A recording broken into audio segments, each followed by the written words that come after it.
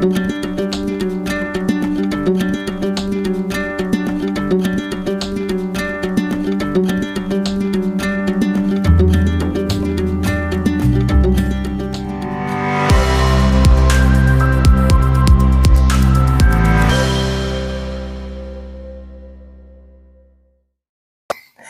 everybody, and welcome back to Mel's Board Game Room, where me and my friend Travis are doing our top 100, and we're now on 30 to 21. Yeah, you bet. We just got 2 more to go after this. Oh. We can't do them now because the presentations aren't ready. So getting there. So before we get into that, though, be sure to check out our sponsor, Games and Couples, with Oshrat Online Counseling. Yeah.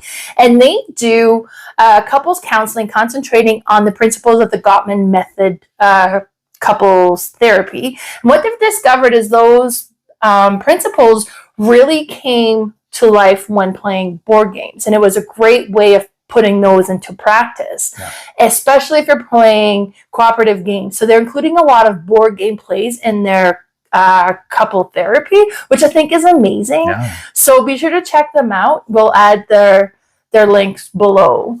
So let's get started with our top 30.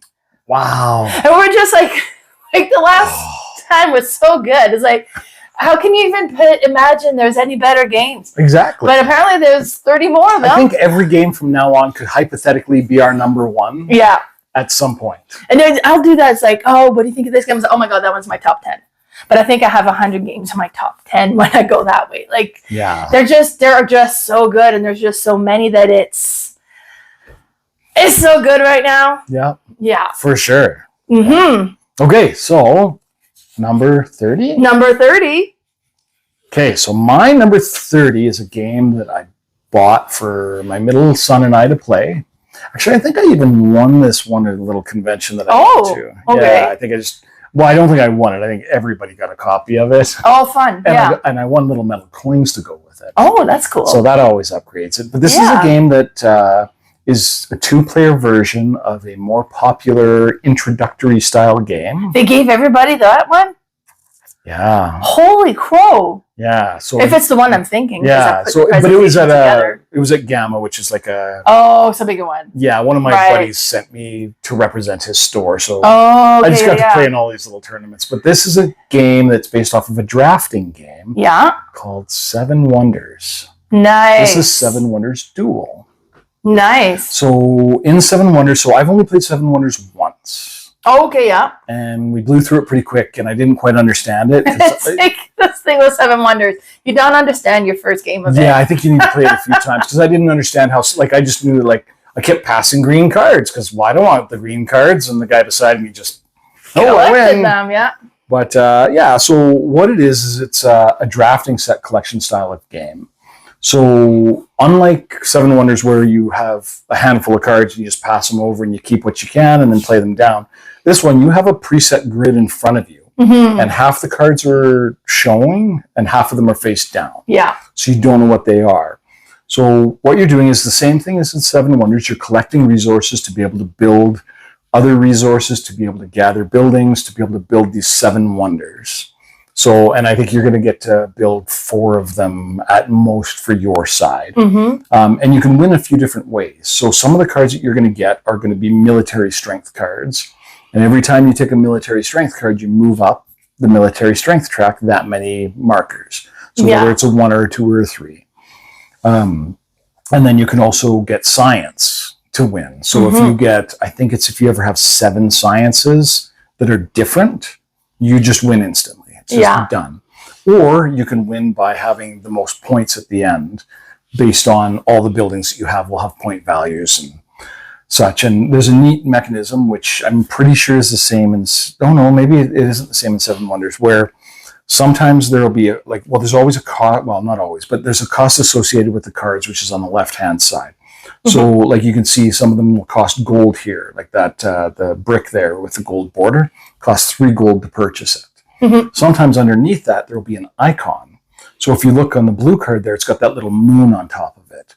So if I had the card that needed, or if I can find the card that needs that moon icon, because I already have the moon icon, I don't have to pay any resources. I just get to take it for free and add it to my tableau. Yeah. and different cards do different things. And when you draw a card, when you choose a card that's available, because you can only take a card that's not covered by another card out of that middle section. So when you take one and it reveals one of the cards below it, that card gets flipped over. So you have to be a little strategic, because if your opponent is getting close to like a military victory or something like that, you might not want to take it, because if it's a military, You free it up. Yeah. you free it up and they just get to take it. So you might have to take junk that you don't want. And it's neat because the draft is set up in 3 different patterns in the 3 different sections that you play through. And yeah, it's just, I don't know, it's a solid game. I don't know if I cared for Seven Wonders as much. And I think a lot of people feel that way. Yeah. Seven Wonders is a really neat game, but a lot of people will prefer this one. And I think the grid thing is a great way to create that. Do I draft this? Yeah, exactly, in a 2-player game. For sure. Right? Because otherwise it's like, oh, well, if I don't, this all goes to him, and it kind of... Yeah. Yeah, for sure. So Seven Wonders is probably great. I've only played it once and didn't have a great experience, but I ended up playing in a little tournament here, and I don't know that I think I lost, but I think everybody got prizes just because that's the way it was. Nice. So and I brought it home and I introduced it to my son, and we just had such a good time, and he kicks my butt over and over in it. So, and like I've said before, like, I'm a competitive player. If I lose a game and if I lose, it makes you like it more. Well, but if I lose a game and I want to keep playing it, there's something there that's really crunchy. And I know we've got a couple of the expansions. We haven't played with them yet, but they add like deities and stuff. And, but again, I haven't played it. I don't know that you need them. No, you really don't. Honestly, the base game is smooth and yeah. So, but I mean, I don't know what else to say. It's such a good little game. And that, like, the military tug of war with, like, you have like the little 3D shield that moves, like, you kind of create that visual. It's like, oh my God, he's getting close. And you're like, and maybe you weren't concentrating on that. And now it's like, okay, I have to. Now I have to, because I'm not letting him win that way. You know, so it's neat. For sure. Yeah, it's such a tight, solid little game. And yeah, I don't know what else to say. It's just great. It's just great. So great. Well, it's number 30, right? It's number 30. I haven't even flipped my page, but I knew it was there. So yeah, that's my number 30, Seven Wonders Duel. So my number 30 for myself. You might have heard this from me. I have issues with campaign game. What? No. This is a campaign game. What? I know. And I will play it, just me and Lee. I won't play with anybody else, so that if we want to play, we can. He's available. He's accessible. Sure. We can get it to the table. I haven't played in a long time because I am mad at it right now. Okay. What did it do to you? It killed me. Aww. Stupid rats. Stupid rats. And this is Gloomhaven, Jaws of the Lion. Oh, there you go. Right, so me and Lee have been playing this one. We're on scenario, I think, 19, maybe 20. Okay. But like this last one, there's rats everywhere. We're trying to... You can't die. You just retire. Well, we're retired right now. Until we decide to try it again. And I'm like, okay, we just need to take a break. But this one is great. So you have the map book. And you have like this little map too that you put stickers on it as you complete things, and it kind of opens up the next things you can do for your town. For your town where you're going. So we've got that going, and you open like, okay, we're on this scenario. So you open the book at where you're at, and you've got the map. And sometimes you add like a third book that adds extra thing to it. So the map is already good, set up, ready to go. And then you have your character, and then you have your deck. And then I'm like, your character will have different type of ability. So I'm like the wizard person. So I don't do a lot of attacks. I'm kind of weak, but I will be able to give extra attacks to the people around me. And of course, Lee always moves out of range as I'm giving him extra attacks. I'm like, where did you go? Because you can't discuss. Yeah. You kind of do it and then you play it out, and he stays close by, and he never does. But as you progress, new things get added. You gain gold, so you can purchase new items, and then kind of you add that to. And at the beginning of the scenario, you kind of pick what you're going to put into play, potions and items and different things. And the scenarios will change as you play. You have different things you need to accomplish. Yeah. And then each card has a top action and a bottom action, and you pick 2 cards, and you're going to do 1 top action and 1 bottom action.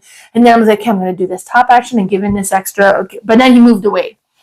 well, let me look at my cards. I got to Yeah, rethink what can I do now? You always have like a basic action that all the cards can do as well. Instead, if you wanted to, Yeah. it's not as. But I was like, okay, well, I can swap this and do this top action, and then I'll do that basic bottom action, and you can do them in any order that you want. Yeah. And like, but then you'll have like, hey, so you're battling, and like, okay, well then I'm battling, and you have like the card that you'll flip over kind of shows you like your modifiers to it as well, and it's just good. It is good. And this is like, as much as I hate campaign, just because you got to dedicate to it and get it to the table again and again, I am really enjoying this one. I have Gloomhaven ready to go as well. Okay. And I bought it from Lyle, so he has like 3D printed inserts for everything. Like, it looks amazing. But, I mean, we've been working on Jaws of the Lions for 2, maybe more years now. Oh, years. Okay. I want to say we've gone 2, yeah. Because we were playing it when we lived in Didsbury.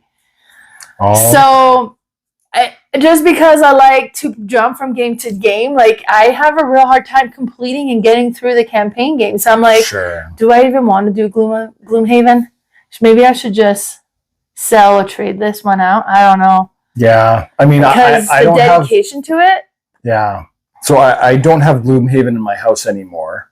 And did you play through it? Yeah, we'll talk about it. Okay.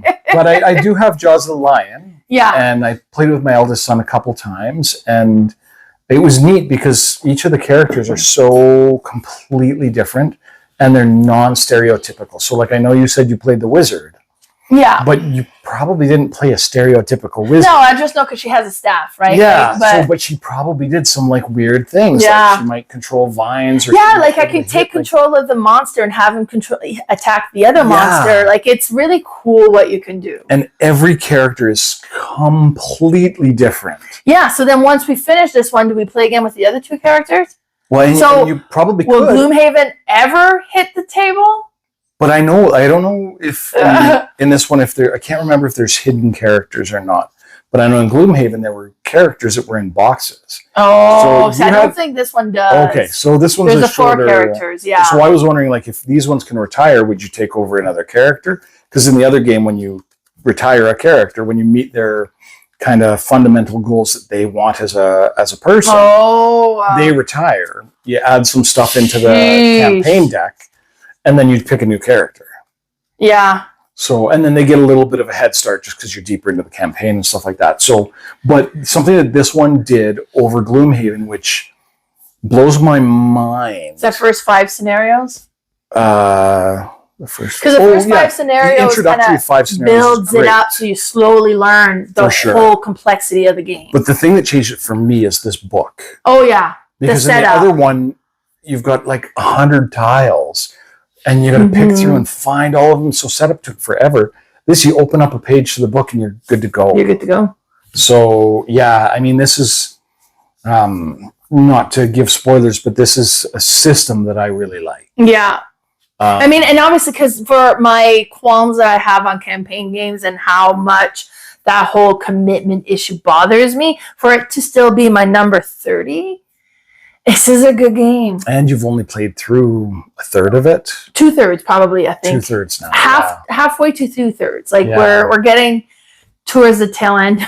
So this is one that I think I'm going to end up just soloing. Yeah, I can see that. Like, and then honestly, this is the reason why when I got this game, I refused to play it with anybody else because I know we wouldn't get through it. Yeah, but me and Lee, because where is he going to be? He's at home.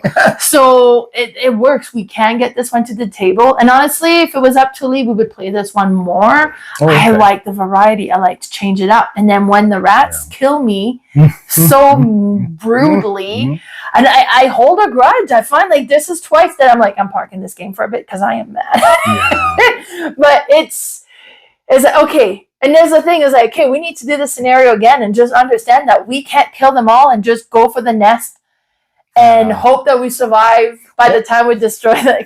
It's like. And in this one, are you guys? So I know in base Gloomhaven, you're a team. Yeah. You're not really a team. No, we're a team. So because it's very like you have to be a little selfish in base Gloomhaven, or you can't get ahead. Well, like, because you have, like, whoever picks up the gold will get the gold, and then you get that gold. So you're still it's co-op, but it's well, we were definitely just like, okay, I'm going to leave that one. You go get that gold. So then, like, sure. And, so it is definitely co-op. It feels co-op. Yeah, and it is co-op. Yeah. But, yeah, it's... But then it's like, hey, I'm dead. Good luck. See if you can do it, and then he can't. No. But then his character is quite a bit stronger than mine, and as he levels up he gets more hit point. My hit points, like, I don't think I'm at 10. Like, I'm you so probably have weak. Something else, but I have those ability to control from afar without being right there. I love the versatility of the characters. Now I don't know in this one, if there's only 4, then the versatility is probably not that much. It's good though. But I know, like, there's one where you can summon soldiers or something like that in this. That's what you do. You just put out minions on the board and you control them. So yeah, it's such a good game, and I mean, they've come out with this. There's Gloomhaven. There's Frosthaven. Right, Frosthaven. Like, and honestly, the way I'm going, Frosthaven might hit my table in 15 years. Well, and that's the thing. It might take you 15 years to play through it too, because there's so much to it. Exactly, and then so it's like, do I even bother going there? And I was so loving Jaws of the Lion, so I got Gloomhaven, and I was like, it's taking us so long on Jaws of the Lion, and then, like, Gloomhaven's bigger, and I'm like, we'll talk a little bit more about this. Not today. Oh, okay. But eventually we'll talk about Gloomhaven, Jaws of the Lion a little bit more. Perfect. So my number 30 is Gloomhaven, Jaws of the Lion. Absolutely excellent pick. Yeah. Perfect. Okay. Literally perfect. It's such a good game. Okay, so my number 29 is my most played game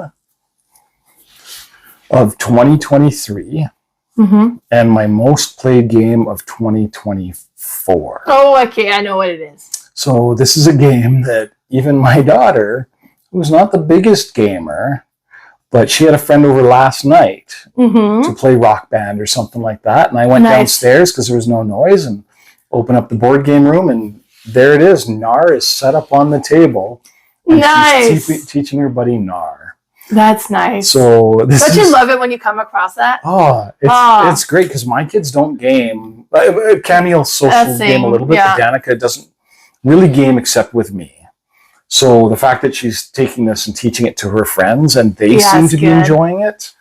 I mean, it's such a good little game. So so in Knarr, it's a Viking theme, and I know some people think that it's kind of themeless, but to me, it really, really worked out. And I think this is a crossover, right? This was on your list earlier. Yeah, but way too high on your list. Too late, like too soon. Yeah, it should have been. Yeah, because it was early for me. Yeah, but I've played it just that one day, and I don't own it. Yeah, so this game, I bet you I've played this 40 times. That was my number 90. Okay, yeah, so in Knarr, what you're doing is you are a Viking chieftain, or you're a Viking group, and you are gathering recruits to go on voyages to get the best reputation and become the new Jarl. It's not about space. No. But anyway, that's another inside joke. But anyways, so the way it works is you have a hand of 3 cards, and you're going to play one of your cards. Well, one of your actions is you can play a card into the tableau in front of you. So you play it on the same color of card that's already in your tableau, or if you don't have that card, you just play it down. And there's a little icon on the top of it that's going to give you some kind of benefit. So it might move you up on the reputation track, which will give you points every round at the beginning. Or it might just give you points, or it might give you a generic recruit, which is just a wild, basically when you're going on voyages. Or it might give you a bracelet, which is a treasure, which lets you activate the spoils. You're basically spending the spoils from your voyages. So every card that you play down, you'll activate everything in that row. And then if you want, you can spend bracelets either before or after your turn to activate any of the voyages. The other thing you can do is you can spend all these recruits that you've gotten, all these cards that you've laid down, plus the generic recruits that you can have up to 3 of, to go on voyages. And voyages will give you some kind of immediate bonus usually. So you might get an extra recruit or something like that, or you might score some points.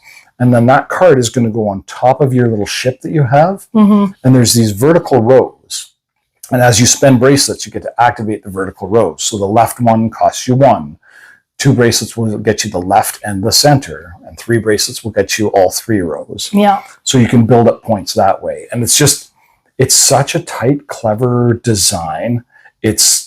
So my daughter this morning asked her, I'm like, hey, I'm going to film this today, and I want to know what your favorite thing. And she's like, my favorite thing is that it feels like a really simple game, but It has depth. There's so much to it that I feel like I can play it no problem, but I can really like dig into it and learn so much more stuff. Yeah. So, I mean, and it's so true. Like, it seems like, oh, I play a card, I spend a card, okay. But there's so many different little intricate details to it. It's such a solid game. Like, I'm really glad that I got to play it. I'm going to buy another copy here right away, I'm sure. Just because, yeah, it's one of those games that I want to bring everywhere with me and teach to everybody I know. Yeah, no, it's good. It's a good game to introduce. Yeah. But, like, it's a good game to introduce, but it's still a good game to play again. Yeah, for yeah, sure. That's what's neat. It's like, it doesn't overstay its welcome, really. Yeah, and it's quick. You can play it in 20 minutes, probably. Yeah. So, yeah, I mean, we already talked about it a whole bunch in Yes, for sure. But that was like weeks and weeks and weeks ago now. Probably months ago. Maybe. Yeah, I guess so. But, yeah, a month and a half ago. But, yeah, so that's my number 29. Nice. Way better than number 90. Knarr. My number 29 is really interesting. It matches yours, as in this is a game my kids will play. Oh, okay. This is also a game my kids have asked to take to school to teach to the other kids there and then play it there. So, and this is probably by far the most played deck building game I've owned. And that is Star Realms. Oh. So I have the original Star Realms there, and it's nice, neat, and compact. And if they want to take it to school, that's the copy they grab. And then I have like the next one, Star Realms Frontier, which will play up to 4 players. Sure. It's still best as a 2-player game, but we'll play multiplayers all the time. You can also, in that one, play it co-op against the scenario if you want to. Nice. And we've done that as well. But 1 versus 1 is my favorite way. I didn't know this about me before I got into board games, but I like to defeat people, apparently, or be defeated. But I like love to crush people's spirits. 1 versus 1 battle games. I love them. Who knew? I come across so sweet and innocent, but but yeah. So with this one here, you have your deck of cards, and you start with a couple of attack cards and kind of purchase cards, and I forget what they're called, but they're all like different spaceships. There is a fantasy theme, Hero Realms, and I had that one as well, and for some reason I like Star Realms better. I don't know why, because I prefer fantasy normally, but the gameplay of Star Realms, for some reason, I like it better. But so you have these different cards, and you'll shuffle them, and then you pull out 5, and you'll have different combination. And with your purchase cards, you can purchase from the main market, or there's the one that's kind of always available. And then they go in your discard pile. Yep. Or with the attack, you'll attack the other player, and they'll take that much damage. Now, eventually, as you progress in the games, you can have space stations that stay in place. And if they have a black shield, they protect you. They can't hit you until that space station has been destroyed, and you can't slowly damage it. You got to destroy by its full value. So if it's a 6, you got to hit by 6, or you're not destroying this, and you're not touching me. Do any other damage, right? But then you can have other space station that has like your gray shield, and those ones you can. Yeah. So you can like as well choose to destroy them or bypass them if you want. But it makes sense to destroy them because they give you too much good stuff. Oh, for sure. And you have the different faction in the games as well, and your cards will combo with each other as you go. So be like, okay, well, I'm playing this green card, and I have this green station. So now, and if I have 2 or more in my hands, I can also activate this extra thing. And it's very much Dominion, like when it comes to that. It's like, okay, well, I'm doing this, that activates this, and this, and this, and this, and okay, can you're hit by 23 points, and then it's like, I needed 3 to destroy you. I guess. But then you will have ability to heal on someone's. Yeah. That'll come up, and it makes sense. Like you could play, there's a bunch of different factions, and it makes you could be like, okay, we're gonna buy this one, but it makes sense to concentrate on one, so you can combo more. And oh my god, it's good. Yeah, it's such a good game. This is one that I've given away a lot of copies. This is another one of those ones like Onitama, where I see it on the market, I buy it, and Yeah, then give it yeah. away to somebody because it'll get people into the hobby for sure. 100%. And it's such a good system. Like now, I've never played Dominion, but everybody says it's basically the same game with less Dominion versatility. It's deck building pure game. Yeah. Like it's just that mechanism. Sure. Yeah. But yeah, this one's great. And they came out with Colony Wars as another expansion, which is basically the exact same game, just a little bit of different stuff. Yeah. You can mix it And I together. had that one too, and I think sold that one. Yeah, I mean, it's such a tight thing. And same as you, like, I'm a fantasy person. Right. And I bought, so I own, like, Star Realms and I own Colony Wars. I don't own the Frontiers. Yeah. But with the Hero Realms, I bought all of it. Okay, yeah. Because you could be an elf. You could be an elven wizard. You could be a dwarven warrior, whatever. And there was a campaign involved in it as well. So it was just perfect. And for some reason, it never got to the table. And it was always the space one. So we got rid of Hero Realms. And it's weird, right? Like, I can't put my finger on it. They play the same. I'm sure that the cards are one for one exactly the same. Like they I probably don't just know duplicated why. it. Yeah. But for some reason, the space theme, and I'm a fantasy guy over space for sure.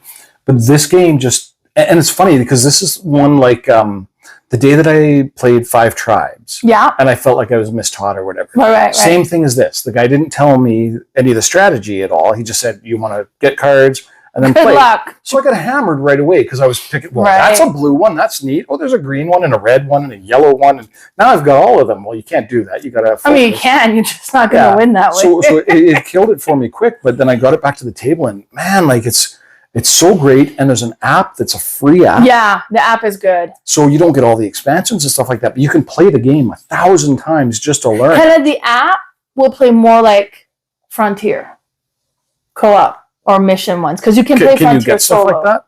It's part of it. It's in there. Oh, okay. Yeah, so I've only, I haven't bought any of it. I just got the free app and just play that every once in a while if I'm sitting at a doctor's office or something and I'm bored. Because with the app, you'll have the different missions you try to accomplish, and those missions are like part of what Frontier has, right? Okay, yeah. So I never played any of the mission stuff at all. Yeah, we almost never do. It's there, but like when we play the card game, we almost never set it I that didn't one even versus realize one, that was a thing. I thought it was just 1 versus 1. Yeah, well, I mean, it plays so well that way. It's so good. And it's quick. Like you can get stopped quick and it's only been 10 minutes. So let's just go again. I got the kids one time when I was making supper. I was about to make supper and I said, okay, guys, come upstairs. Let's get off the video games for a bit. We're going to play a quick game. And they belly ached and you're the worst mom ever. Whatever. And then I was like, just one game, it plays quick. And we played Star Realms. And I was like, okay, thank you for playing. You're free now. I'm going to go make supper. And they stayed at the table and they played 2 more times. Perfect. Like, it's just one of those games that's just so good. And then, like, they'll go to school and say, oh, can I bring Star Realms? That's why I keep the original 2-player box. Yeah, take this one. Yeah. And on the used market, you can get it for $5 or $10. That's why I buy all of them. Like when they come up, I buy them and just give you have them away. to because it's so good. Yeah. Oh my God, it's so good. Like, and it's one of those games that I give it to somebody and they're like, hey, that game was kind of cool. Like, what else do you have? Yeah. Sweet, you're in. Come over to my house. So, I mean, so we talked about the big 3 back a few episodes ago. Mm-hmm. Right? Like this one the Carcassonne, Catan, Ticket to Ride. And then we thought, okay, well, the new ones are going to be like Pandemic, Splendor, and I feel like this is maybe this has to be in there too, like right in there, or maybe Dominion is the one that is in that spot. But this one more than Dominion, I would say. This is so accessible. It's so, and like unless you hate the space theme, which really is just plastered on. It really is. It's so it's such a good game, and I feel bad because I don't think we had a crossover, and I don't think this made my list. Well, because the top 200s are so good too. Yeah, and I mean, thinking about it a little bit more, it probably deserves to be on there because I have played it a fair amount. I really do love the game, and it's great for getting people into the hobby. But I don't know why I didn't make it on there because it's good. Yeah, I know it's good. Yeah, it deserves to be in everybody's collection, and it's cheap enough that it can be. Exactly. It's a really game to get to just to try it. Like, I just want to try it. Price wise, it's easy to try. Space wise, it's easy. It's two deck boxes. It's a very like the Frontier is bigger. Is like a thick card. Like just a standard, like a standard 52 card deck. It's basically 2 of those slapped together. Yeah, like it's so good. Yeah, it's such. And it's one of those like if you give like, and I find like I love to give games to people because I know how much joy I'll get out of it, and I know they will as well if they play it. Yeah. So I think the gift almost has to come with like, let's sit down, I'll show you this real quick. Totally. And it's then a gift with a condition to it. Yeah, because I mean, you have to let me play it with you. I have to because it's easier to get introduced to a game like, okay, let me show you how to play, and then they'll go and fly on their own, right? Yeah. But that initial. I wonder, would this be too hard for a non-gaming person to be able to pick up and play? From the rule book to pick up and play, if you've never played a deck building game, it would be daunting, I think. Yeah. A little bit. But it is like so simple. If you're willing to do it, no problem. Yeah. But if you're kind of like iffy about playing games, like, but to sit down, okay, let me show you this real quick. This is how it works. No problem. And they will be able to play it always going forward because it is simple enough of a mechanism to play afterwards. Well, and it's like a 5-minute teach in your easy. So, a wonderful, wonderful pick. That's your number 29. My number 29, Star Realms. Star Realms. Mm-hmm. Yeah, good call. Yeah. Makes me look bad for not having it on my list. Yes, it really does. Okay, so my number 28 is my second of 2 Elizabeth Hargrave games. Oh. So it's not Mariposa. No, because you haven't played that one. It's got to be Wingspan. Yes, it's good. So Wingspan is a game where you are building an engine. Mm-hmm. You're building 3 separate engines, really. Yeah. So what it is, and I held off for a long time because it's birds. It's not a theme that will play a game about a lot birds. of people gets drawn in with it. But then I saw that there was a cassowary in it, and I was sold. So, because who doesn't want a dinosaur bird in your game? But anyways, it's of course. No, but it is, yeah. Yeah. But anyway, so you have a certain number of actions per round, and they're represented by your little red cubes, and you're going to place those in certain rows to determine what you get to do. So you're going to place birds in your sanctuaries. You're going to lay eggs. You're going to draw new cards. You're going to be able to get resources. And the resources, it's kind of needed. A little bit of a unnecessary thing, but you get a little birdhouse built in, a birdhouse dice tower. Yeah. So you take your resource, I think it's 5 or 6 dice, and you drop them in there, and those are the resources that are available until a certain amount of resources are gone, and then they all get re-rolled. Yeah. And you're collecting resources to be able to lay these birds in your different habitats. So there's a water, grasslands, and maybe a forest or something like that. And each of the cards is going to, or each of the birds is going to have their prerequisite to get them into your sanctuary. So they might need to eat a grub or a wheat or something like that. Or both. Or both. Yeah. And then you can play them into your sanctuary using the action. And then anytime you activate a row, any of the birds that have a when activated ability on them will also do something. So you might have a predatory bird that when you activate this card, you can play any card from your hand underneath it, which will count as a point at the end of the game because that bird has eaten whatever bird you put underneath it. Mm-hmm. And then, it's really clever, and you can add eggs to the things which are worth points, but you also need eggs to be able to play the birds in the further rows. Because the first row is always not free, but it doesn't cost you any eggs to place it there. But the second row is going to cost you an egg plus whatever resources the card needs. And then 2 eggs and plus whatever resources you need. So it makes it harder, like you have to use these eggs, which are points, but you have to spend the eggs to be able to play more birds. And you want to play more birds because they're worth more points. Mm-hmm. And every time you activate that row, you get to activate any birds that are in that row. Now, not all of them have a when activated power, but a lot of them do. Some of them have like a one-time quick, when played, you get to do this action. But yeah, it's really just great. And there's goals for each round as well. Yeah. So it can change up the game just enough to keep it fresh.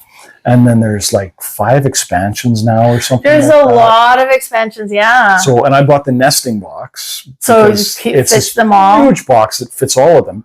And of course, because it's Stonemaier, there's going to be more to go into it. So there's dividers in the game. There's 3 dividers that have, like, there's an Asia and North America expansion.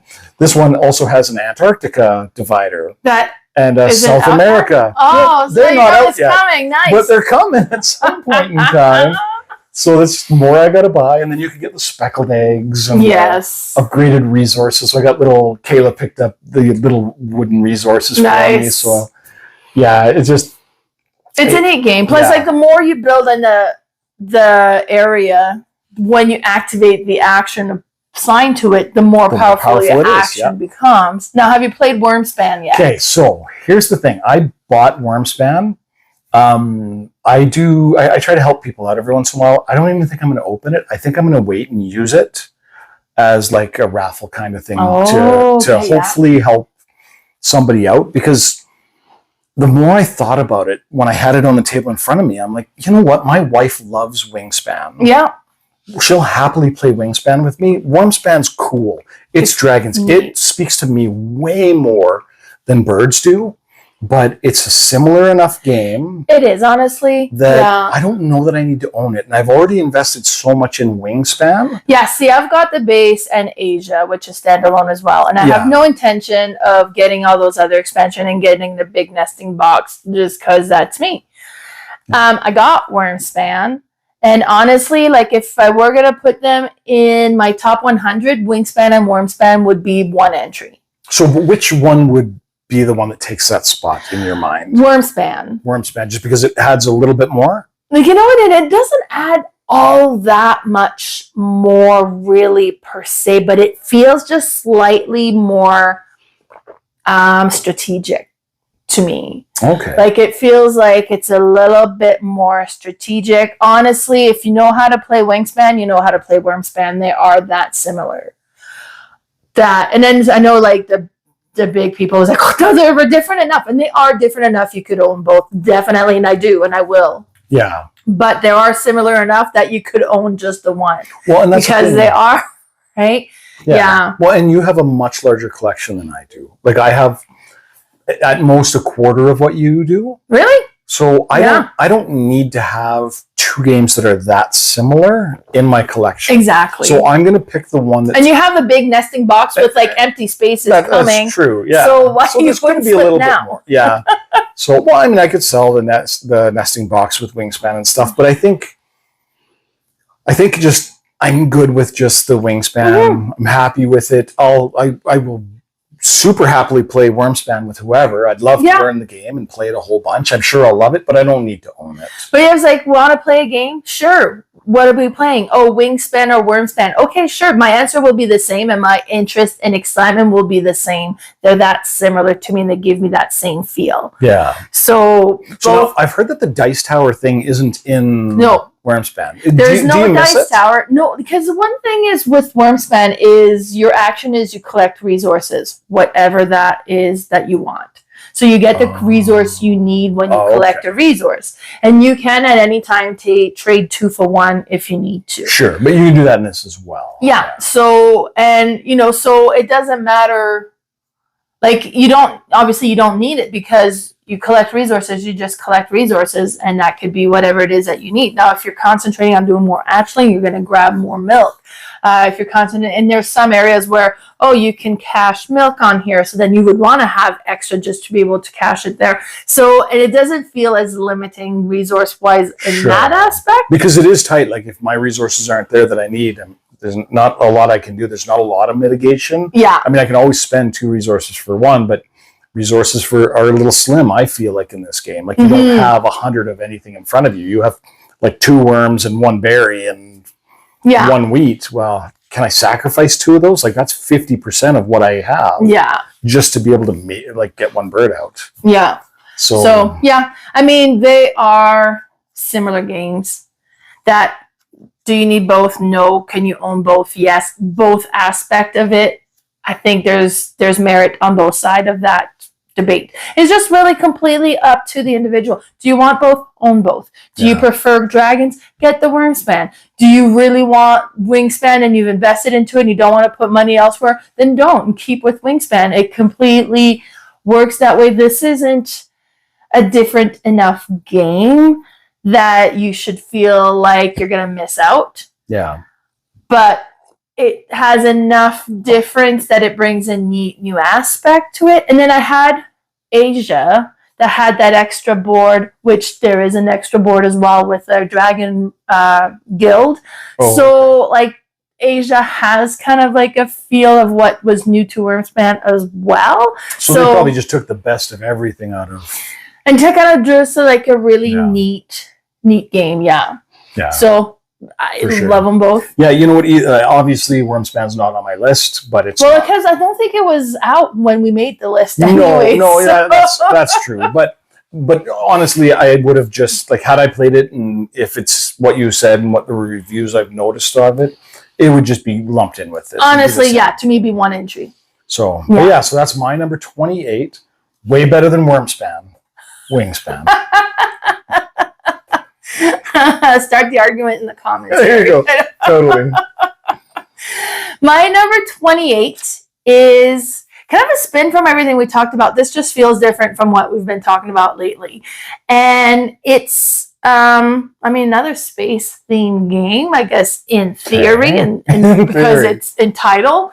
But this is Roll for the Galaxy. Oh, okay. And I played this one before I played Race for the Galaxy.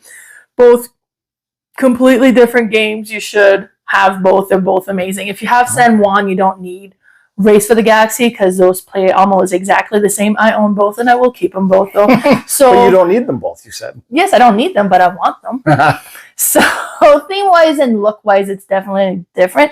This one is neat. One of the things I hear a lot about it is this. The first time I played this, I was 3/4 of the way through the game before I understood what the heck I'm trying to accomplish. Like, it's not an easy game to grasp, per se, that first time. And then the first time I taught this game, I was with my brother and my sister-in-law. My sister-in-law was on her phone, like, most of the time. And then I was like, okay. And I went through all the rules. She's like, okay, so what do I do? And it was just like, and it's not one of those that is like, just like there's too much for it. Like, so it's not an easy teach. And it's not a simple grasping game, but oh my God, it is good. Yeah. So if you go to the next one, what's really interesting with this is you have your own board and you'll have a shield and you have your own cup and you have the different dice. The dice will change as you go. But each of the dice are going to be different colors. Some colors will have more likeliness of having a certain symbol than others. Some might not have a symbol at all because of the type of dice that they are. Like, they're considered to be more political or more that sort of stuff. I don't know what the background story is to it because that is just a pasted on theme that makes it Galaxy. But the whole time you're playing, it really kind of doesn't. It could be anything, right? But so you have these dice, you roll them, and you're going to sort them behind your screen as to the different symbols you've got. And each symbol is going to be a different action that you can activate. Okay, so and you're going to pick one of them to activate the action. And everybody is doing that. So hopefully everybody's doing something a little bit different, so there's multiple action activated this round. Right? Because not every action is necessarily going to get activated. If you're playing 2 players, there's like a dummy one that'll just activate an action. One for you. Yeah. So then you're going to have these different actions. Like, okay, well, I'm going to activate this one. So guaranteed this action is going to take place. And you can have, like, you're going to spend this dice to do that, but then you can assign more dice to it. Sure. You can always once trade a dice, kind of trash a dice to change the symbol of another. Okay. Right? So you could do that, but then you're kind of giving up a dice for it. Yeah.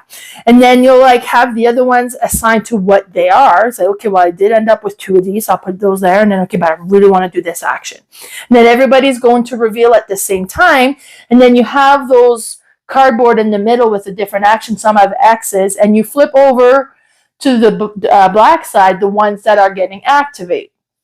So, are you doing this action? Are you doing that? Oh, this one didn't get activated. Nobody does that. Now, if you had dice in that section and it didn't activate, they go back in your cup. Oh. So you don't get to activate them, but you don't lose the dice. You could try to do it another time. Sure. Okay. So all of what got activated, then you'll get to do. Now, some will kind of move you. Have like that little icon. It's kind of like a running man. I don't know what it's supposed to be, but it moves up, and that's how much money you have technically. Okay. You'll have like tiles. Like some cards will allow you to go and draw a new tile so that you can try to complete it, and it goes into your to be built area. And you'll have some that will allow you to kind of work on it so that you can build and add them to your tableau. And then once they're in the tableau, you can activate and do like the production thing so that they'll produce the goods that is on there. And then you have the shipping one that allows you to ship those goods either to get points or to get dice and different things, right? Like, so it's a very neat engine building. And but like the whole action selection is so cool. But try to explain that real quick on your first game, and you'll be like, okay, what? And if you're all doing this behind a shield, so I'm like, what? Like, what? And then like, it's like, okay, I'm rolling. It's like, okay, and you pick one. Okay, well, I'll pick this. Like, and you're like, so the first, unless you have an amazing teacher, like, and you're playing, and then I was like, and then by the time I was like, okay, I think I'm starting to get what, but by then I am so far behind. There is no way I'm catching up. But this is such a neat game. It is so good. Really, really like this. It is worth spending 2 gameplays just to learn and then get to play.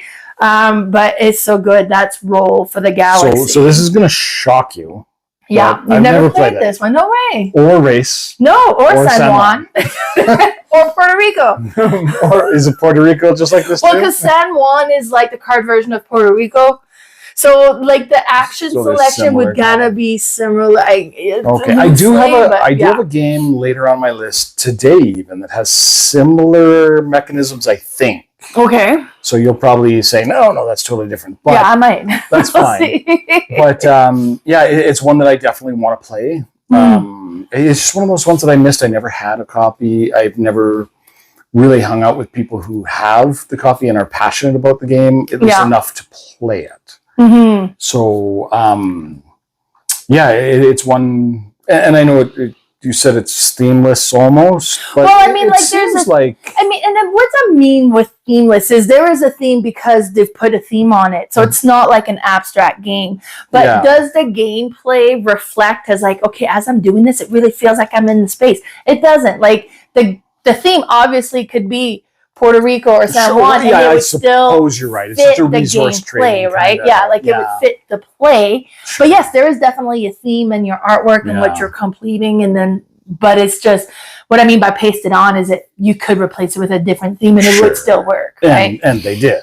Yeah. So yeah. Okay. Yeah. I mean, I want to try it for sure. I think I'm more interested in the space theme in this situation than trading resources in the Mediterranean or whatever San Juan stuff is about. Like, definitely one that I want to try for sure. So I'm going to say great pick, even though I don't have a reference. Just take my word for it. I believe you, Mal. I believe you. That's your number 28. My number 28. Roll for the Galaxy. Wow. Number 27. Yay. So my number 27 is a game that I played a whole bunch. It plays up to 6. And we got it just because it was like an open sandbox kind of game. So that we could play with the kids, and if one kid wanted to go off and try doing one thing, they could, and they might still have a shot of winning. They don't have to interact with anybody. And then they came out with expansions and expansions and expansions and blinged out pieces and a big giant box, which I had to get. So luckily my buddy let my wife know that I think your husband really likes this game. He won't shut up about it. So you should maybe get him the big box. So she did. And then I realized that the big box is totally empty except for an insert of Western Legends. So now, luckily... So you have an empty box. So luckily, Colossal Games just came out with, like within this last week, they said, hey, we've got pre-orders for everything. Oh, nice. So I can get all of the... the only thing that I don't have now is the poker chips. Oh, which would be cool. And they're coming. Yeah. They're just delayed 2 weeks. Right. So I'm going to have this big giant box just... It's going to weigh 400 pounds and wooden inserts, but it's so great. So what Western Legends is it's literally just an open sandbox game. So you have a map in front of you of the Old West. There's 2 towns and some bandit camps and a couple of ranches and a railway station.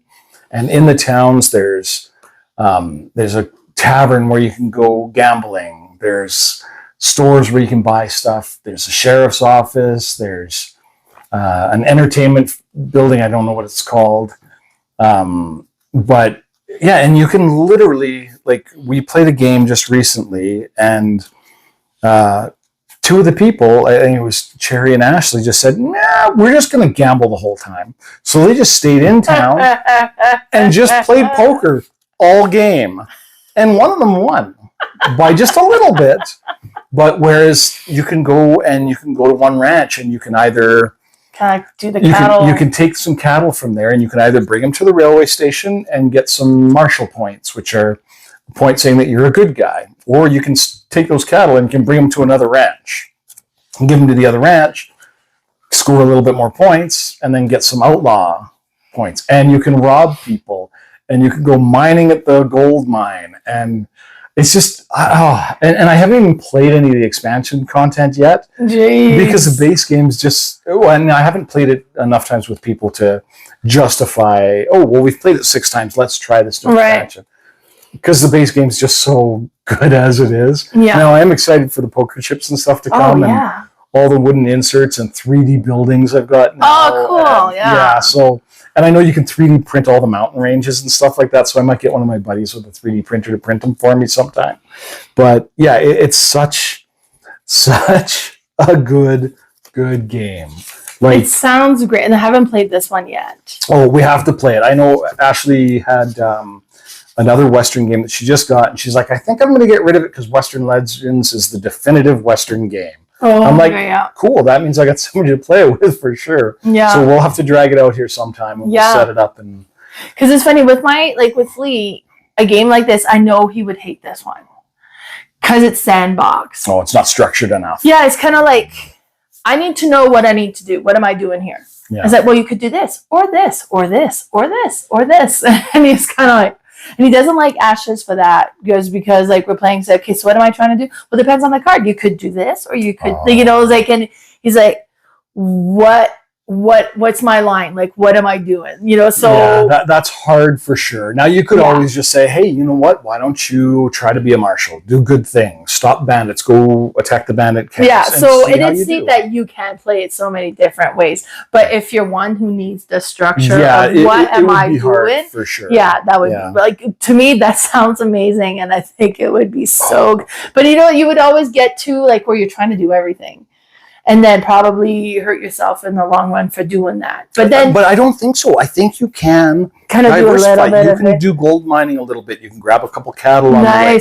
But you have to be careful, because if you get too many resources, somebody might be like, I'm going to rob you. Yeah. Now your target. You got half your stuff gone, and because you never lose everything, but I think you lose about half your stuff. And it's neat because in typical Old West which fits fashion, the theme, right? Yeah. Yeah, you have a deck of cards.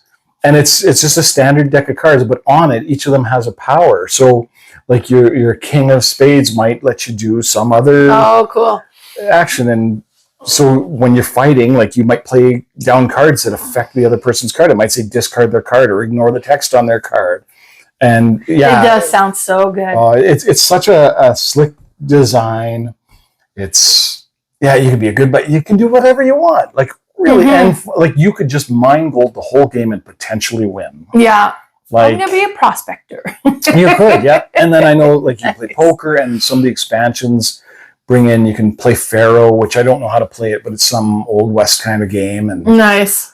Yeah, no, really, this one would definitely, it sounds like it would appeal, for sure. This is could have almost been higher on my list. I just haven't played it a ton. I've only played it a dozen times, maybe. Well, compared to like the ones that are on the list that you played one time. No, for sure. and that says, like, but it sounds like there's so much to discover. It sounds like you still have a lot to discover, right? Oh, for sure. So, and the thing is, I could play it 20 more times and still never have done that one type of thing, so I can go try a totally different thing. Like, it's that's cool. It's great, and every option leads to the possibility of winning the game too. Mm-hmm. So there's nothing that would drive you away. So, but that's my number 27. Yeah. A truly legendary game. Western Legends. Western Legend, nice. My number 27, I know we've talked about before in this series. So I can't remember if it was on your list. I suspect it was or will be, because I think this is kind of higher up in your how you feel about this game based on the conversations we had when it came up. But this is a card crafting game, and it's called Mystic Vale. I have never played Mystic Vale. What? I've played all the other iterations, Edge of Darkness, Dead Reckoning. I thought you played this one the way you talk about it. Because also like Mystic Vale, I want it. And it's like, okay, he's played Mystic Vale. No. Oh, you let me down. But I've played all of the other versions of So then you would love this one. I'm sure I would like it quite a bit. So this is instead of being like a deck building, it's a deck crafting. Because you have 20 cards. And they're all in sleeves, and you will end the game with 20 cards. But as you play, you're going to be acquiring new cards that will slide into those. And it has a strong push your luck element to it as well. Because, with card deck building, you're like, okay, you draw 5. Well, this one is like, okay, well, you flip one. Okay, and then you kind of flip it on the top, and then you add it into the thing. And then you flip the next one, and you decide if you want to add it to the thing. And you'll have different icons on the cards that builds up as to what you can do. How much can you acquire? What resources are you building up here that will allow you to go and buy some of the points valued card at the top? And then add that, because that's what gives you points. But then... So I was like, okay, well, I don't have quite enough money, so I'm going to flip one more time. Oh, this one has a decay. So it has a red symbol on it, and that's bad. But if you get one decay, so what? But if you reveal a third decay, you bust. And then you don't get to do your hand. I really like this. You will love this one. Yeah. So now this is my own picture of when I play it, because it doesn't photograph well, because it's clear cards on the table. I have bought the big box. They have like Mystic Vale Essential or whatever it's called. I have no idea where it's at right now, somewhere in this room. But and it has like the first 3 or 4 expansions right in it as well. But then it also has a mat, which doesn't have a spot to put the stacks. To me, it's like, what did you build a mat? No, that still goes on the table. But at least it does give you like a nice clean surface to put these see-through cards on, so you can clearly see them. And then like I was like, oh great, I really want to do that ability. But you have to add them to the hands that you've played this round. It's like, darn it. All my bottom sections are filled in. I can't use this one. Yeah. Or maybe you have the one that just nothing anyway, so you can slide it in there because that's blank slate. But now as you go, more of your cards are going to have more abilities, and they're going to become more powerful, and some of them are going to have point value as well, so they're going to be worth different things at the end of the game. And then as you trigger the end of the game, then you tally up all your points. And what triggers the end of the game is you have they're like crystal, gemmy looking things. And then when you've drawn the last one, you can still get more if you get more, but that triggers the end of the game. That's the last round. Okay. Oh, it's so good. Yeah, it's got that heavy fantasy theme. Like I see a griffin right there, so that's pretty cool. And that push your luck element. Now, if you bust, you do get to flip a token over, so you get an extra purchase power next round. So it's not a complete waste, but it was a waste. It's so good. So I remember watching a video on this and thinking, oh, this is pretty cool. And then I think I watched the video because Dead Reckoning was on Kickstarter. I was like, well, I should see okay, that looks pretty cool. So this is like a pirate version of that. Because isn't Dead Reckoning, is that newer? Oh, yeah. I think this was the 2016. This was the first card crafting game I think that they ever did. Yeah. And then there's a few other that have been in this series. So the Edge of Darkness, I think, was after this, but not very far. Because I owned that 5 years ago, probably. Okay. And then Dead Reckoning was just a couple of years ago that it came out. So I'm actually surprised that there hasn't been another one since.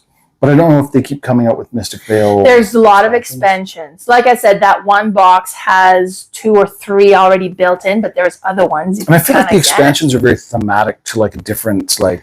Yeah, I've only played with the one, and what it was is it kind of gives you variable power with your token. So when you flip your tokens, it gives you extra thing that only you can do. Mine was the first time I see a decay or the first time I'm about to bust, I can't choose to pass. I gotta push once. Was one. Like it is like, and then it could be that the next card doesn't have a decay at all as well. Yeah. But it could be that it wasn't, and then you flip it over, and then you don't have that thing in the way anymore, right? Yeah. But it just kind of like it forces you to push at least once, or like there was different things that kind of adds, and that's the only expansion I've played so far out of those ones, but. Yeah. Oh, okay. I know that there's another game in the series where it's like a communal card. I'm trying to think if that was maybe Edge of Darkness that did that. Oh, I don't know. But regardless, yeah, I mean, had I played it, I'm sure it would be on my list. It'd probably be higher than Dead Reckoning.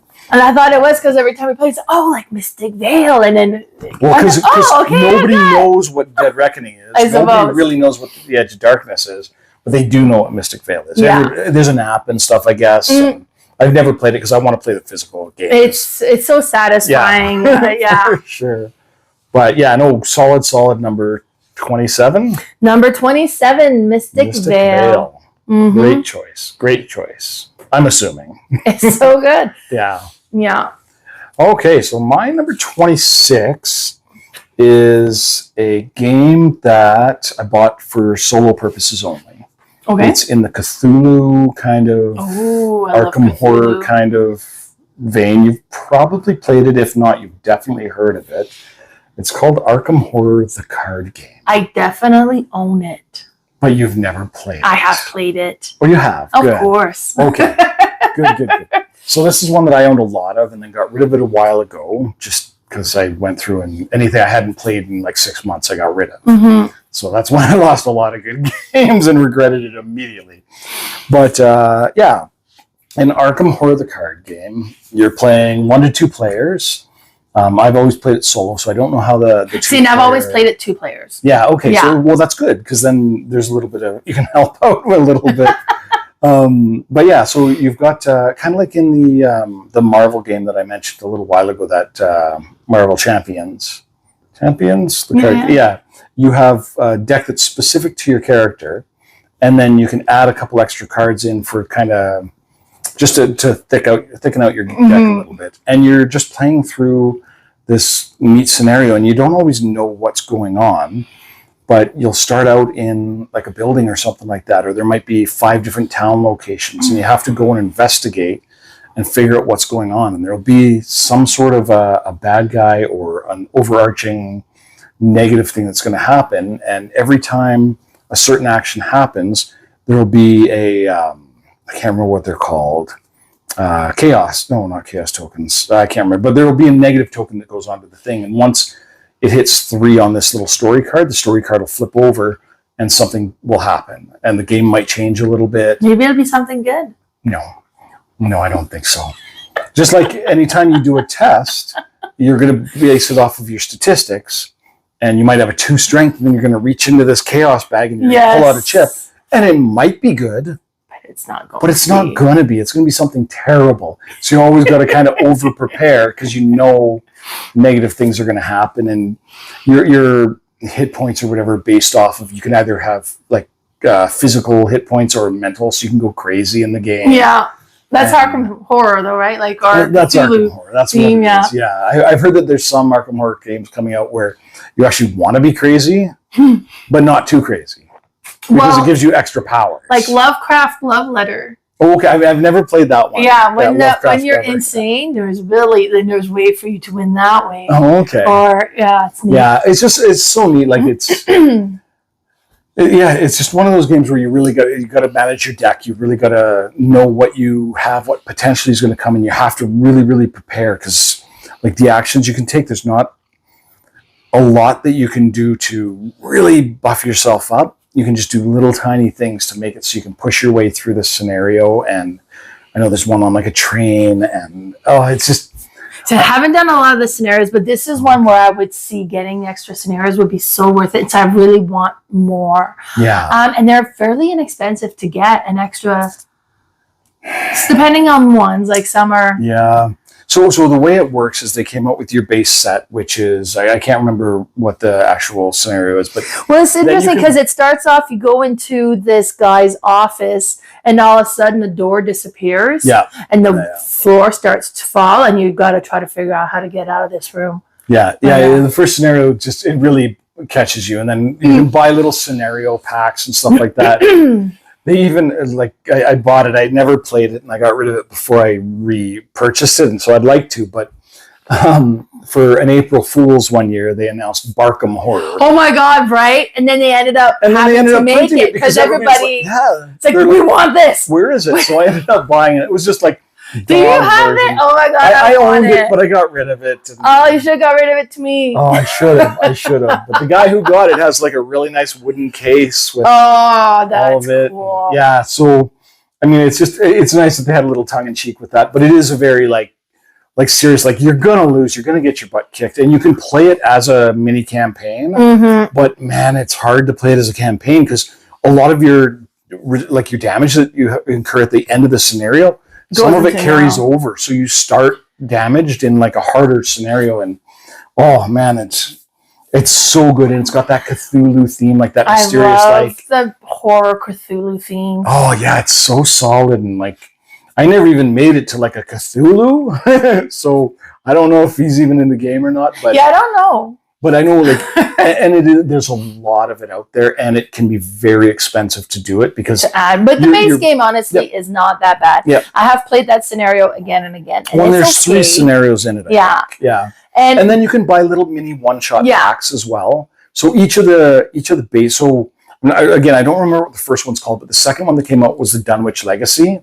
So you could buy the base box which came with 3 more scenarios. And then they had 5 more side scenarios you could just buy for like $10 each. Yeah, and then that kind of makes it easy to get a little bit of variety. And I think you could play any of them. I don't think you need to play through them. I don't think so. I think they're standalone. Close your eyes, grab one, and play it. Yeah. So, yeah. What's really cool with this one too is the way the map works. Because you have your initial card. This is where you're at. Now from here, once you've kind of figured a way out of this room, you flip the main card over and it kind of gives you more, like the flavor text in the story is so good. And then you could go, now you get the attic, and the attic gets added on, and what you can reach. So there's an icon on this card that connects to the other icons to this card, and they have matching icon. That means you can go from this room to that room. Yeah, from red circle to red circle, green triangle to green triangle. And you can't, like, if it doesn't have that there, then it's not accessible from this room. So it is creating the map without it being a map because it's all single cards. But it's good. Yeah, very clever, very clever. And this is the reason that, so I spoke last week why Marvel Champions I played a couple times and stuck it away, because I feel like this is a similar feel of a game that I'm going to play this to death. Okay. And then when I'm done with this, you'll go to then I'll be able to set this aside, and play Marvel with my wife is a little bit more likely than the Cthulhu. But what? She doesn't like Cthulhu? No, she does. But I think she's more likely to play the Marvel stuff. Right. So, but yeah, I mean, I love this game. I love this. One thing I want to say about this too is Fantasy's Flight has made an amazing tutorial video on this. Oh, they have. It's almost like you're watching a movie. Oh, nice. And it's like you got the doom and gloom music as you go, and then it's like all animated, and you're watching a movie that teaches you the game. It is so good. Oh, like it's worth watching. It's just like I'll have to watch it. I don't think I ever watched it. I think I watched like a Tom Vassell tutorial. Or Zee Garcia. Probably. I found this game was hard to learn. Like it was hard to grasp, and it's not a complex game, but it was just felt hard to grasp. There are some fiddly little things. Yeah, for sure. So yeah, but I quite like it. If you like the Cthulhu theme and you like playing solo or just with 2 of you as like a co-op type of situation, I don't know which one was that. Well, solo and not. 2-player, yeah. Okay. Well, you could play it solo 2-player. Oh, again. Just play both of them. But anyways, if you're not a fuddy-duddy, you like the Cthulhu theme, you should definitely pick up Arkham Horror and give it a shot. And I know they just started reprinting all of it too, so it'll all be available. Yeah. But that's my number 26, Arkham Horror, the card game. So good. So good. All right, my number 26, I think might have been on your list. Oh, please tell me it's Arkham Horror, the card game. No, it's not. Oh, I really want a number for number crossover. I betcha we don't. No. I betcha we don't. Yeah, that's okay. Yeah. Because a lot of the games, like we have a lot of crossovers, but we just seem to have them in different spots. For sure. But this one is, I played it for the first time at like one of the private Malcon I did at home. And it's kind of cool because it's a worker placement game. It's a fairly intricate game, but it'll play, is it 6 players? It'll play 6 players. And it's not often you see like a gamey game that's high number of player count like that. And that's Viticulture. Oh, yeah. It's good. Was it on your list already? No. Okay, so maybe it's coming up. Maybe it's not.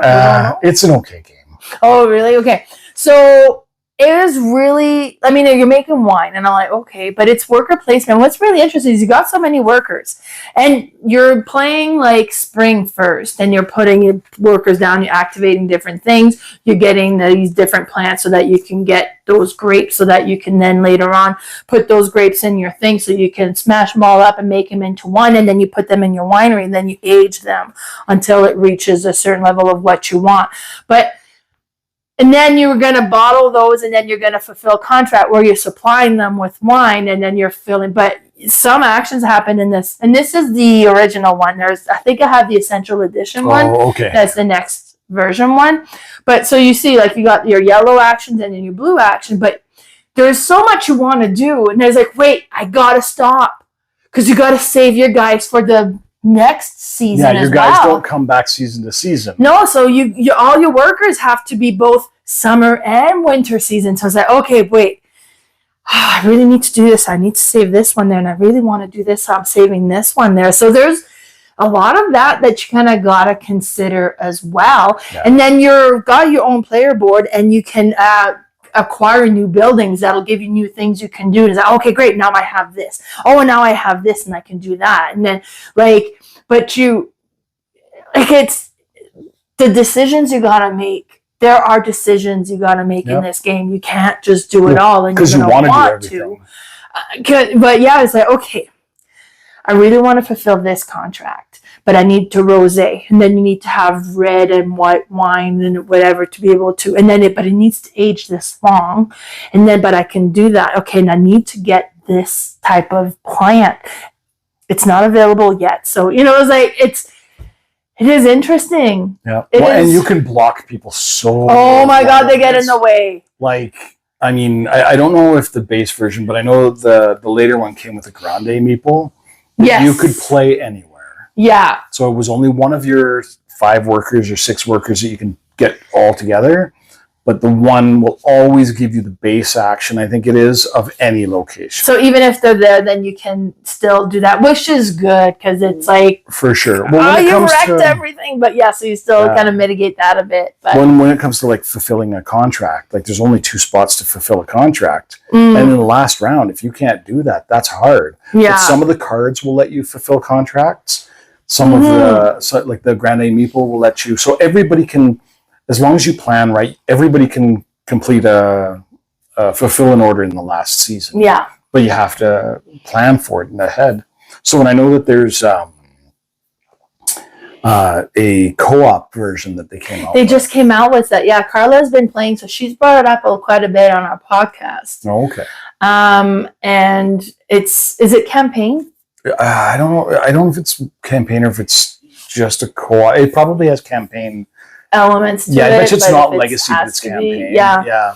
So, yeah, she's been really enjoying it, and I think it has a whole other level of complexity to it, which would be interesting too, because, I mean, there's a lot of planning that needs to happen despite the other people being in the way.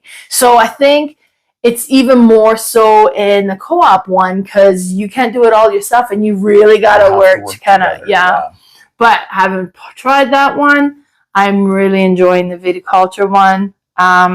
It's an okay game. Yeah. Sure. Yeah. It's good. Definitely top 100 material. Of course. Yeah. Yeah, it's good. Yeah. And that whole, it's one of those games that there's a lot of decision that needs to be made. That's just fun. Yep. Yeah. It's a solid top 100, probably a more solid top 20 kind of game. But Well, oh, we're not in the top 20 though. No, we're in top 26 right now. Yet. Perfect. Yes. But that's your number 26? My number 26, Viticulture. An absolutely amazing game. Yeah, that's good. Perfect. Okay, so we're 25. on to 25. We're halfway through this day. Okay, so this is a game where I don't know if it was this week or last week that you talked about Roll for the Galaxy. Okay, right. You were explaining some of the details and stuff like that. And it was today. It was today, just a couple minutes ago. That's why I remember it so well, because it was today, not a week ago. Anyways, this is the one that I thought maybe there were some elements that were similar to it. Now, this is one I've only played a couple times. Ashley brought it out and taught it, and then I got to play it just recently at a convention again. And it is similar to, I think it has similar mechanisms to Terraforming Mars as well. Okay, right. Maybe I'm wrong, but it is Raising Robots. Oh, and I couldn't tell you. I haven't played this one yet. yet. You haven't played Raising Robots? No. Well, that ruins everything then, because I was going to get you to tell. Well, I guess by looking at it, maybe you'll be able to figure it out. But yeah, so this is new. Yeah, so and it's interesting too, because I had a game called The Reckoners on my list a while ago. Mm-hmm. This is the exact same team that made that game. Oh, okay, cool. So I just found that out today, and I was like, oh, that's kind of cool that like two of my favorite games are made by both designers, the same, and it's probably happened a whole bunch, but yeah. I really love just the idea and look of this, because what you're doing is you're building all these different little robots, and it's going to be similar to like a Wingspan. Yeah, because I'm seeing kind of Wingspan element. I'm seeing Roll for the Galaxy element in there. Okay. For sure. So it's probably like a mashup. A mashup, okay. So, and you're building all these robots, and like in Wingspan where you build the birds and you have a row that you can activate, the same thing happens here, but you've got these robots, and they're just adorable little robots. Like all of them, like there will be a turtle one. Oh man, I want it now. Named like Myrtle. Oh, even more. Or something like that. Or and they all have like Chopper will be a helicopter kind of one. And they're all in different rows, and I can't remember what the rows are specifically. But it'll be design, fabricate, and recycle robots. So what you're doing is you're just it's a resource gathering. So you're going to collect your resources, and then you're going to build your rows. You're going to try to get them as efficient as you can. But the neat thing that I found with this is you can see there's those question mark cards there. And then just above them are some cards that have an energy value on it. Right. So what you'll do is at the very beginning of the round, you're going to choose two cards, and then you're going to flip them over. And they're going to have an energy value on them, and they might have an energy cube on top of them as well. So the energy value is the value that you're allowed to use, and then you'll flip two cards as well that are two of the 5 different, so either upgrade or design, and those are the amount of energy that you're allowed to use in that column. Okay. For that. And then if you have any little cubes on top of your energy card, they go onto that middle board. So that's an action that everybody will be able to do. So you can only do the ones that you have access to. So cards that you flipped over and cubes that are up there. So if you don't choose recycle and nobody puts any cubes on recycle, you can't do recycle. It's not happening, yeah. So, and then you start at the bottom left-hand corner of, you've got like 6 little things on the left-hand side of your board. Start at the bottom, then you move up to the upgrade action. So if you have put energy into upgrade, or somebody else has the cubes for upgrade, you can do the upgrade action based at the value of the energy. So if I only have 3 energy in that thing, I can't do the 5 energy action. So I could upgrade something, but it'll cost me 3 resources, but then I get to do an upgrade. So you can see there's little wooden colored bits on there. You can remove those bits, and it'll make whatever the action that is more powerful. Oh, okay. And then you can take that little bit, and you can either save it, or you can place it on one of the robots with the same colored icon to be able to activate or to open up more abilities for them. So then you can do the assemble, which is, so after you do upgrade, you do assemble. So you get to spend resources as long as you've put energy into the assemble. And you can spend resources and build a robot and add them to your tableau. And then you can go to the design. So the design is going to give you a couple of resources and then let you activate any robots in that line that have an energy value equal to or lower than the amount of energy that you have. So if you put 4 into design, you can do the 4 powered action and activate any of the little robots that have a 4 or less on them. So if you unlock something on a robot, it'll be more powerful. So like when you do the upgrade action, you put 1 on there. You don't get to do both actions. You only do 1 per robot. But you can do the more powerful, and it's usually a little bit cheaper to do it, so it'll be easier to get it. And then you just move on to the next row and the next row, and then you work your way through. And it's such a, so like it sounds like it's very similar to like a Wingspan and a Roll for the Galaxy movie. It has elements definitely that comes together. It seems like, and then everybody has like an asymmetric power too. I want it. They let you, like all the main characters, you just can't quite see. Oh, I guess you can see a couple of them. You'll be like Albert Einstein. Oh, but you'll be little kid Albert Einstein or Nikola Tesla, so you get free power. See, the cutesy element to it, and then like the mechanism to it sounds. Now, the first time I saw it, I thought it said raising robots, like raisins. Oh, raisin robots. robots. I was like, oh, I misread that completely. It's about some dancing, singing robots. But yeah, I really want. Now, this is new. Like it came out for us 2023. 2023, yeah. So it's fairly new. You've seen it. They had it at the tabletop YYC tabletop game day, because I think I helped set it up. It was in one of their setup games ready to play. So yeah, it's so good. It's such a great, and I've only played it twice, and I it's one that I don't think I'm ever going to own because I don't think I could get my family to play it. But it's one that if any of my buddies is getting rid of it and it would be out of my friend group's game collection, I would buy just so that I could still play it because it's so. And I don't have those limitations. I just get them. Yeah, so you should just get this and then I don't have to worry about it. Exactly, you can play with me. Yeah. Yeah, so if you come across it, Melanie needs this. Yeah, it's so good. It's so good. Like it looks so good. Yeah, like Wingspan was on my list and this is just better than Wingspan. It's just that step ahead of Wingspan in my mind. And it's similar. They're very similar mechanics. Well, I could see that. Yeah, that's just like Wormspan seems to change less to Wingspan than this game seems to. Like it has a whole different mechanism that you really don't see. So I want it. Yeah, it's so good. Yeah. I wish I knew more to say about it, but it's just wonderful. And they came out with an expansion that has like animals, but they're not really animals. It's like a giraffe robot. Okay, but you can be little Steve Irwin or Jane. Is it Jane Foster who raised the gorillas? Oh, okay, right, yeah. Whoever it is, you could be her as well. Nice. Yeah, it's just okay. That's cool. I don't know, and they're all like the attention to that is really neat. It's such a clever little design. I don't know if it's ever going to come retail or not. But if you see a copy and you don't live in Calgary area, pick it up. If you live in Calgary area, leave it for about a day just so I have the chance to pick it up first and then pick it up. Yeah, then send it to me. There you go. Perfect. But that's my birthday's coming up. Is it? In June. Wow. I wonder what it would be like to be 27. Yeah. That's my number 25. Yes. Raising robots. My number 25 in comparison is so much simpler and streamlined than what this was. And this is one of those newer classic game. I think that kind of fits in that classic grouping. And that's, do you want to try to guess or should I just go? Newer class. I don't know. There's not enough. Well, newer. It was published in 2017. So yeah, newer classic. Yeah. Yeah, and that's Azul. Oh, okay. Yeah. Right? So Azul is just a simple, so satisfying game to play. The components are nice, chunky little bits that you're playing with. The tiles. The tiles are just so neat. And it's a simple game to teach and play, but it's just one that it's good. They've made a bunch of different variations of this.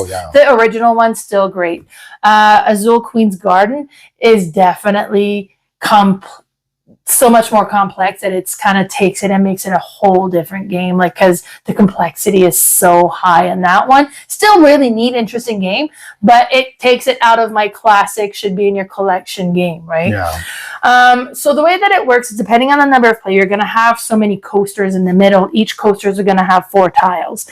On your turn, you're going to pick a tile that you want to add into your mosaic, and you're going to pick, let's say I want red, so I'm going to go to this coaster and there's 2 reds. I'm going to take the 2 reds and I'm going to add them somewhere on my mosaic. Now, the bottom row, you need a lot of tiles to it. And the way that it was explained to me, this is a bottom. You're going to see these ones. So you got to make sure you have high quality ones there. So it's going to take you 5 in order to be able to put one out. While if it's really up high, it doesn't really matter. You only need 1 to put up there. So however many you need to do. So you're going to put your 2 red ones. Anything else that's left on that coaster gets shoved into the middle. Still available. It's just, it wasn't first pick and it's in the middle now. At any time, you can go and draw from the middle. First person to do it takes the first player tile, so they'll be first player next round. They also have to score that tile as a negative point. Yeah. So there's a drawback for going to in the middle too soon. Sure, as well. But if there's 4 red, it's totally worth it. Well, yeah, it depends on what you want to add to your thing and what you need. Now, you're going to be doing that, and at the end of each round, when there's no more tiles to place, you're going to shift any tiles that you have complete how much needed in there, and you're going to shift one of them into your mosaic, and you score it. And like, so if you have 1 tile, it's going to score 1. If you got 2 side by sides, it's going to score 2. If you got a 3 side by sides, it's going to score 3. But if you have 2 and 2, that's going to score 1, 2, 3, 4. Like, it's an interesting. Yeah. And that's the most complex thing about this game. And they're just doing that, and then you set up the next round and you go again. And you play until somebody has completed a row, and that's going to be your last round. But then you score at the end of the game if you've completed, so you have all of one color, you're going to get bonus points for that. For each row, you get bonus points. For each column you filled in, you get bonus points as well.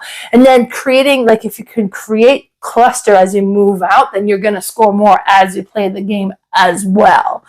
It's such a simple game, but it has interesting tactics to it. Because it could be that, okay, well, I just built all my blacks. I don't need blacks right now. And then Travis realized that, so what does he do? He leaves me black. And they have to go on the floor, so they're all going to be negative points for me because I can't use black. I filled them all up, so it is interesting in the strategy behind it, but it is a very simple game to play, really. Yeah. On the surface. It's so good. And that's my number 25. Yeah, Azul's a good one. It's one, I've never owned it. I don't love it necessarily. It's a good game, though. It's solid. I've taught it a bunch. Like, everybody wants to play this game. So it looks good on the table. Yeah, and it's so pretty. And I like chunky pieces. And it's got chunky pieces. I think maybe the scoring is I just didn't love the way it scored. But whatever. I mean, that doesn't matter. So I'm wrong quite often in these videos, so it's all good. Like right now. But and that's the thing. It's like Azul definitely deserves to be one of those modern classics. Yeah. In that kind of, because it'll draw a lot of people in. As long as they can understand the scoring and stuff like that, then and the scoring is simple. I think maybe my issues, it wasn't complex enough, the scoring. Like I wanted to score the stuff that I'd previously built a whole bunch, and you don't get to score that as much. So if you cluster, then they count towards it. But But anyways, have you played the Queen's Garden? Like with that one, played any of appeal to you and more? Maybe because there's more tactic to it. Maybe it'd be a little. Like I have played this one. I've never played the Stained Glass of Sintra one. I have played the third one, and when I played the third one, is that the chocolate one? No, the chocolate one's just a reskin of the first one. Oh, okay. I don't remember what the third one was called now off the top of my head, but it was Azul feel, but it changed it enough, and I think. At the time I played it, I was like, I don't know that I want to own all the different kind of Azul, but if I was going to pick one, I would have picked the third one at that time. It just added more to it that made it more interesting. Yeah. And then the Queen's Garden one, it just kind of is like, okay, all these neat Azul games. Yeah, let's hurt your brain with it now. Well, I don't need brain hurting, that's for sure. But so maybe the third one then. Maybe, and I mean, it's good, and I'm happy to teach it. I'm like, I mean, it's beautiful too. It's gonna draw people in, and I do love the I can take these blue ones, and then those ones go in the middle, and then, if I take this one, those ones will go into the middle, and if nobody else takes them, then I can take like 6 out of the middle and fill up a whole row, and it'll be great. And, so I mean, solid choice. Definitely deserves to be in the top 100. Yeah, it's a good game for sure. And that's your number 25? Number 25, Azul. Okay, so my number 24 is another big Kickstarter that I backed, strictly to play solo. Okay. All by myself. All by myself. It H.P. Lovecraft in it. Oh, I love it already. It has Dr. Frankenstein in it. It has Amelia Earhart in it. Do you have any idea? No, not anymore. It is almost 100% card-based. You have little tiny people, which you could use any token or anything to replace them. I put this presentation together. I have seen the pictures on here, and you think I can put that together? Yeah, I'll give you the time. So it says that it plays between 5 and 1,000 minutes. And that is accurate. This is the 7th continent. Oh, okay. See, I've never played this, so I had no idea.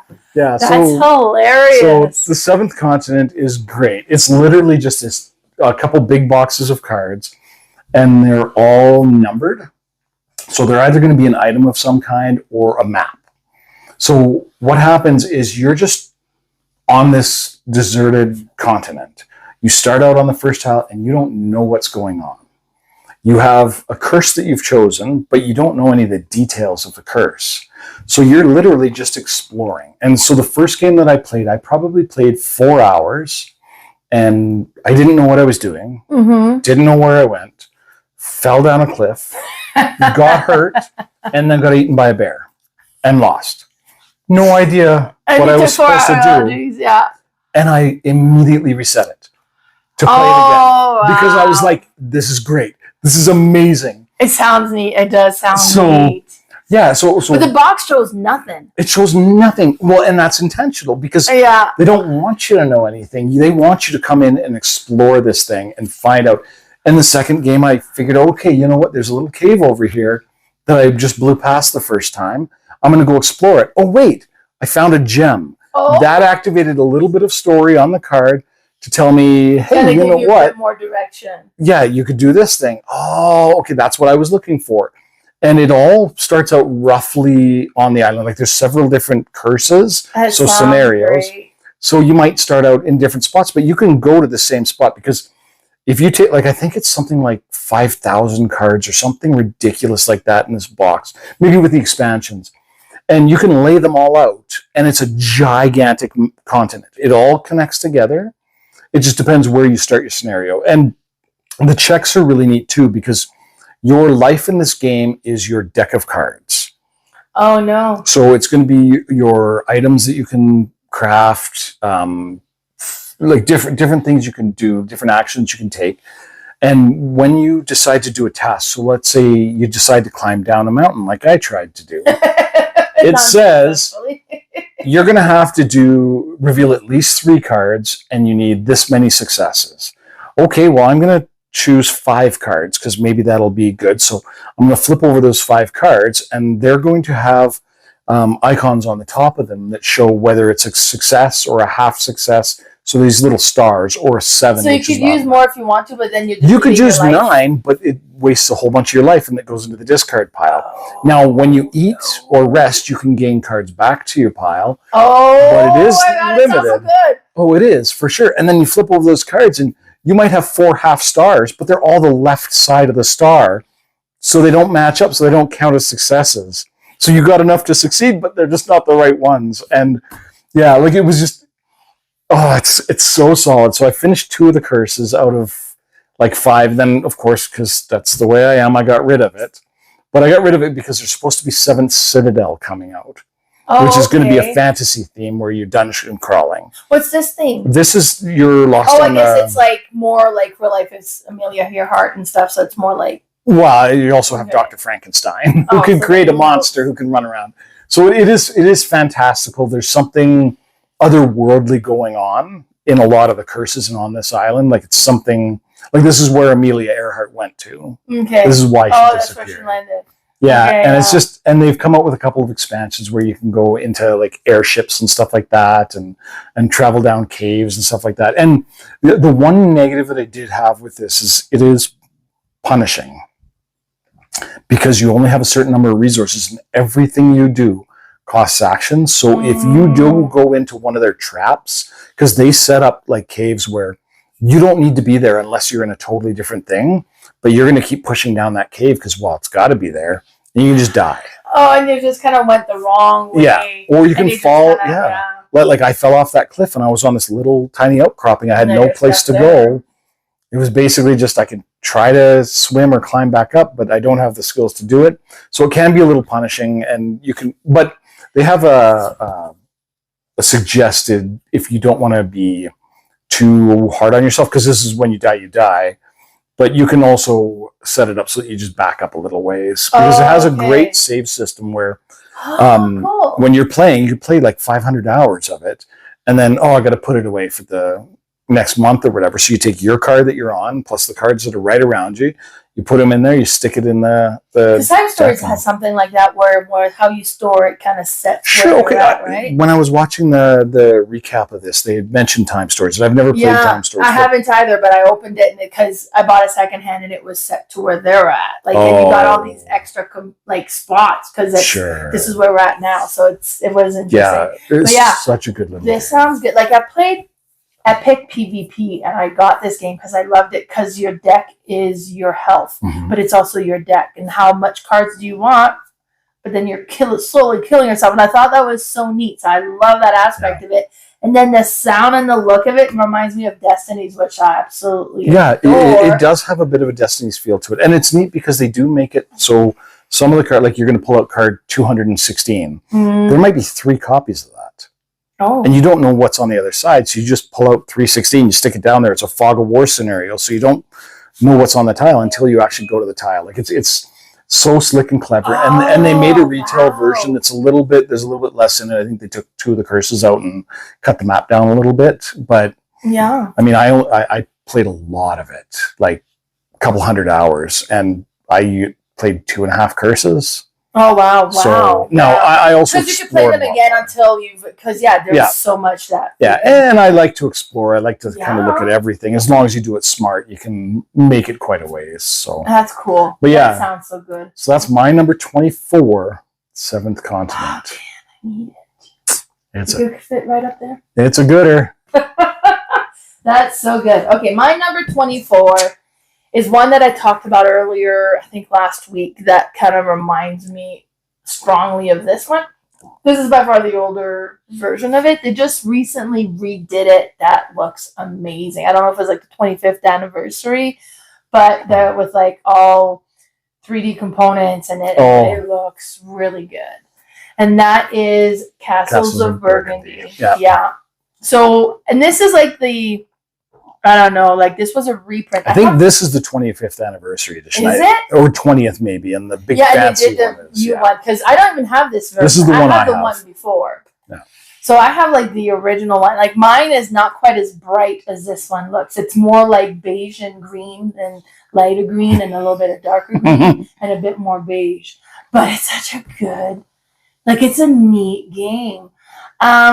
And you have your board that you're building, and it's interesting because you have the dice. You'll roll the dice, and that will dictate the actions that you can do. Yeah. And each round, you're going to have new tiles that are out at each of the 1 to 6 locations, and then you can go and say, "Well, I'm going to use this dice so that I can go collect this tile." And it doesn't go on your map; it goes in your waiting area. Yeah. And then you need to spend another dice to put that from the waiting area onto your map, and then you're going to put them there. And then depending on what you put on there, how it's going to kind of affect different things. So if it's like pastures, well, it's like, oh, well, look, I have little sheep now. And if you add more sheep, then you score more. Yep. And you're trying to create your little clusters of your animals there.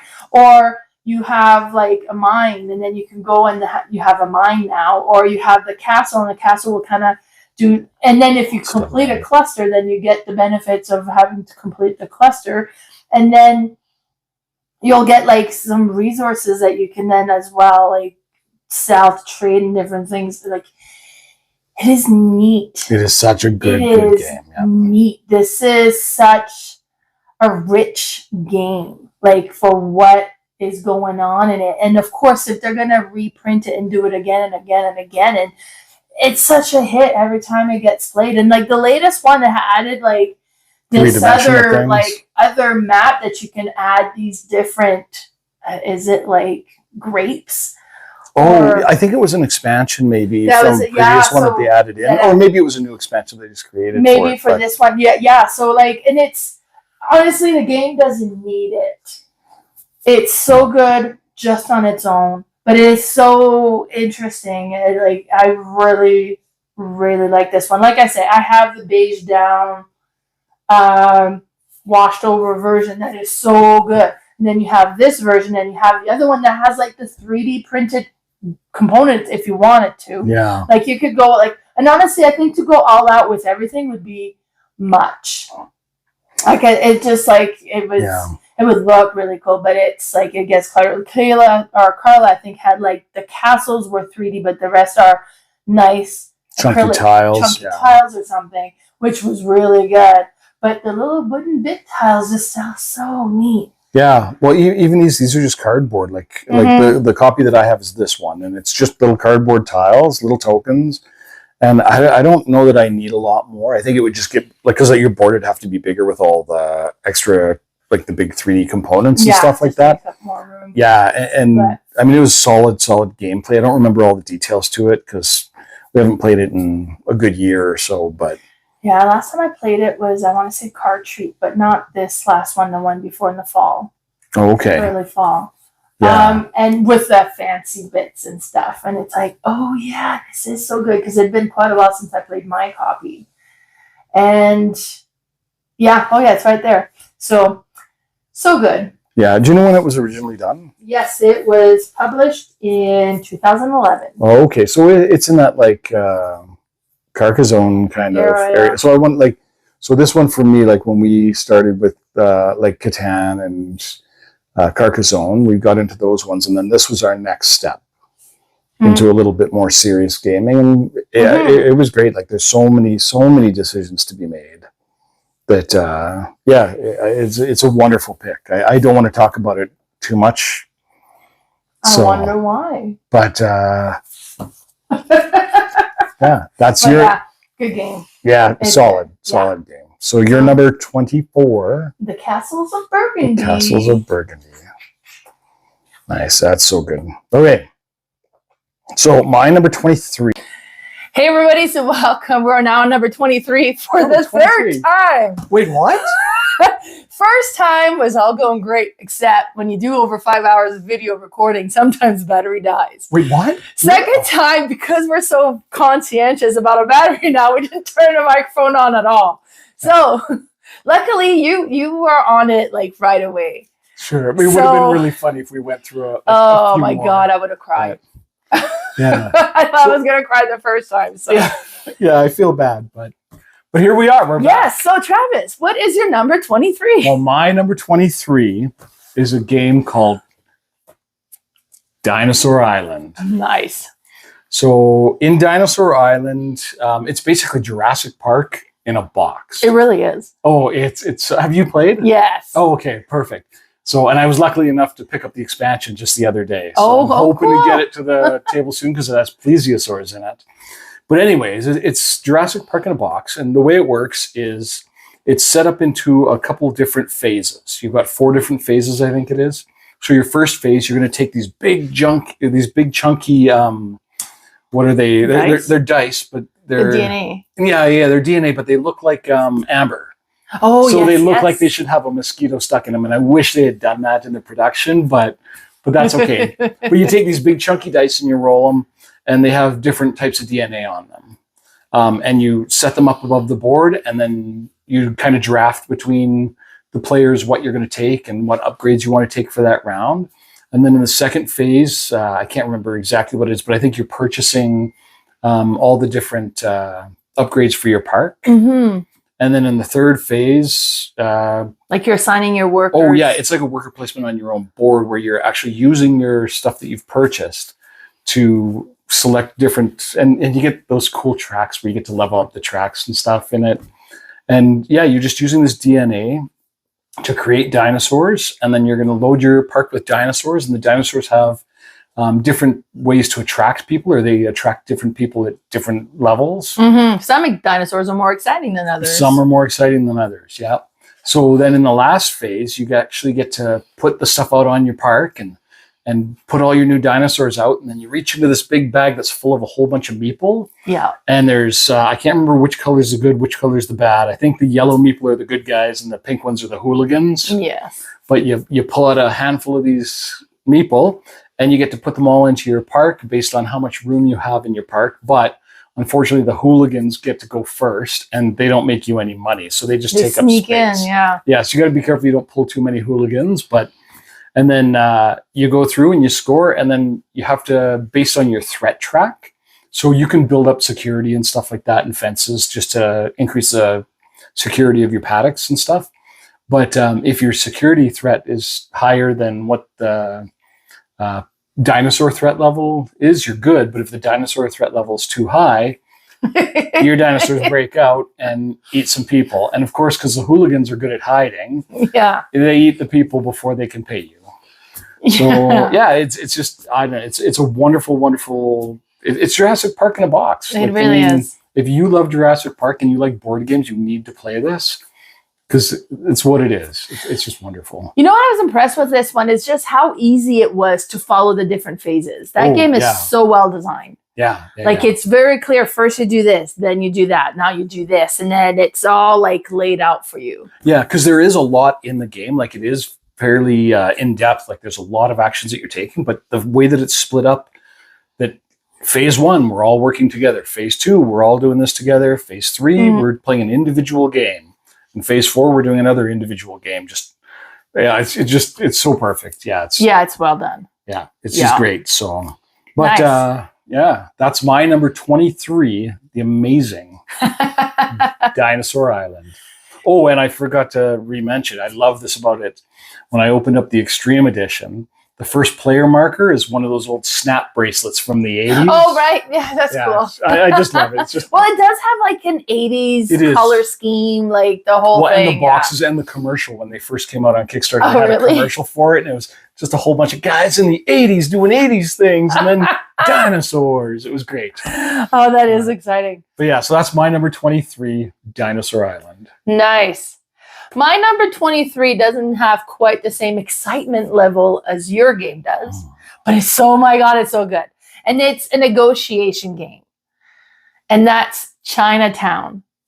So Chinatown, to me, like, has a really strong, like, Chinatown, Bunny Kingdom, and Foundations of Rome kind of all fits in the same category. Oh, really? Okay. Yeah, you have the map, you have the different locations, and with these ones, you get handed cards that'll have different locations, and you're trying to create clusters so that in these buildings, you can put businesses. And depending on the business, how big it can go. So if you put one business, it will bring in so much money for 1 square of business. Sure. But then if you have 2 squares, it brings in more. 3, the bigger the business, the more money it brings in. But if you are at the maximum size that business can go, you get more money even yet. So you're trying to be able to get these clusters so you can put the grouping of business together. So you need to negotiate with the other players to get the location you need, because you may not be handed that location. And anything goes when it comes to negotiation. You can negotiate other locations. You can negotiate the business. You can negotiate with money. You can promise personal favors. My kids will come babysit you, your kids, if you... Okay. Yeah. So really, anything goes. But you don't want to do too sweet a deal, because the end of the game is whoever has the most money at the end is the winner. So you don't want to allow, like, I'll give you this if you give me that. It's like, well, fine, but I also want that business towel. It's like, well, I can't give you that business towel because then you have the full restaurant, and that gives you $80,000 a turn. Yeah. And I'm pretty sure you're in the lead already. What else do you want? Yeah.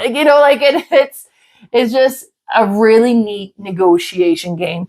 I just love it. It is so good. This one's from 1999, so it's an older game. Yeah, it looks like an older, like one of those beige kind of. Yeah, deals. Definitely has a beigey look to it.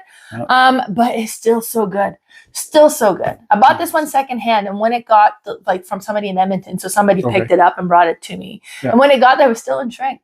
Oh wow! Right? So I was so 92. 99. 99. It was on somebody's shelf of shame for a long time. For a long time. Nice. Yes. Yeah. And yeah, it got cracked open with mine because I had played it before and I knew I wanted it. So I was looking for it. Well, it looks like there's a whole bunch of pieces to punch. So it must have been a good afternoon. It was great. I love punching games, just so everybody I was knows. telling him I got 5 there ready to go. Yeah, she's just taunting me. She's like, "That's what I'm going to do tomorrow. I'm going to punch I was like, games." here, you take those and then bring them back. There you go. That's what I should do. But yeah, no, I love negotiation. Yeah, I know you would. You would love this one. I think I would really dig it for Yeah. sure. So we'll have to. This is like game number 14 that we're going to play at Melcon. That's right. Is that Yeah. what? I can't remember, but yeah. We'll need to not sleep at Melcon. Who needs sleep? I think I messaged you that you were going to be playing like 4 games at a time, Right. just with all the games. That Oh you my promised God. to Last play. time I went to Acme Legion Day, or the first one, I did play 2 games at the same time. It says, oh, I'll play this. And he's like, oh, but we wanted to. He's like, you can play both. That one's Totally. easy. And I was like, oh, Yeah. okay. So bouncing back and forth. It can be done. There you go. If you have the energy that Mel does, I have enough trouble focusing on one game. But yeah, so that was my number 23, Chinatown. Chinatown. Mm-hmm. Nice. Perfect. Okay, so we're moving on to number 22. 22. So my 22 is a game that I have played with my daughter Danica a whole bunch. And she told me before I came last week that Right. this was her favorite game of all time. And she would rather play this than anything. I remember the story, but I can't remember the game. Really? I know. But you just built the slideshow like no, an hour 3 ago. weeks ago Oh, now. okay. But that is my number 22 is Horrified. Oh, right. And specifically the American Monsters version for us. I haven't played the Greek one yet. Oh, okay, yeah. No, I There's just a have Greek one that's the just come first out. one, yeah. Yeah, and then they've got the classic movie monster one, which is just Horrified. And that's a wonderful game. Mhm. But my daughter and I were big cryptozoology fans. So we like the study of cryptids. Like, I want these things to be real. I know they're mostly not, but I want them to be. So this one's based on North American cryptids. So you get Bigfoot and the Chupacabra. And, well, I guess he's I guess he's North American too. And the Banshee of the Badlands and so many different, like the Jersey Devil. And Nice. it's great. So it's a co-op game. And what you're doing is you're going to have a character with a special power. You might get to move an extra space over other people, or you might be able to collect more goods or do some kind of special ability. And you're moving around this board just trying to find or defeat the cryptids. So you want to defeat all the cryptids except for Bigfoot. You're just trying to find proof that he exists. Yes. So the really neat thing about this game that makes it unique in my mind, and the replayability is really high, is that each of the individual monsters is its own little mini game. Mm-hmm. So like the Chupacabra, you have to collect 6 goats or sheep, I think it's goats maybe, from around the board and bring them to the farm and drop them off at the farm so you can lure the Chupacabra to the farm and then kill him. And then or capture him, as my daughter says. Right. And then with Bigfoot, you're going to follow his footprints. He's going to leave footprints on the board, and you're going to follow his footprints and collect enough information on him. Then you go to the high school and you trade those footprints in, I think it is, and you get to get pictures of him. So it's like one of those old slide puzzles from when we were little kids. Fun. Yeah, The yeah. 3x3 puzzles. So you'll flip a couple tiles over and then realize, okay, well, that's not where that needs to be. So I can spend some resources and move this one and that one and that one. Now my resources are out. So hopefully we can So if find you some suck at doing the puzzle thing, you might spend more resources than you need to. Totally. Yeah. And they're all completely different, every single monster. Cool. And then there's innocent bystanders that you're trying to get to their Right. special spots to get a special bonus. And the monsters are trying to, there's so many ways to lose. So if your fear goes up too high, you lose. And you can get your fear going up by either getting injured yourself Yeah. or by having the innocent bystanders get killed. So, and everybody's trying to kill the innocent bystanders except for Bigfoot, who's just scaring them. but still causes damage or fear and stuff like that. Right. Or if your one deck runs out, you lose. Or like it's just one of those games where there's so many ways to lose. You can only win this one way, but you can lose this way and this way and this way. Yeah, totally. And like I think the difficult level is 4 monsters, but there's 6 in the box. So I think my daughter and I, we've decided one day we're gonna set up 6 monsters. We're gonna flub the rules a little bit just to give us a little bit of extra bonus, and we're gonna try to beat all 6 of them. See if you can do it. Yeah, it'll be... Or how quickly you lose. It'll be a horrific endeavor. But that's my number 22, Horrified American Monsters. Nice. All right. So my number 22 is a very small card game. And it's just so good. And it's not even my highest small card game on my list because I've done the last 20, so I know there's one more coming at least.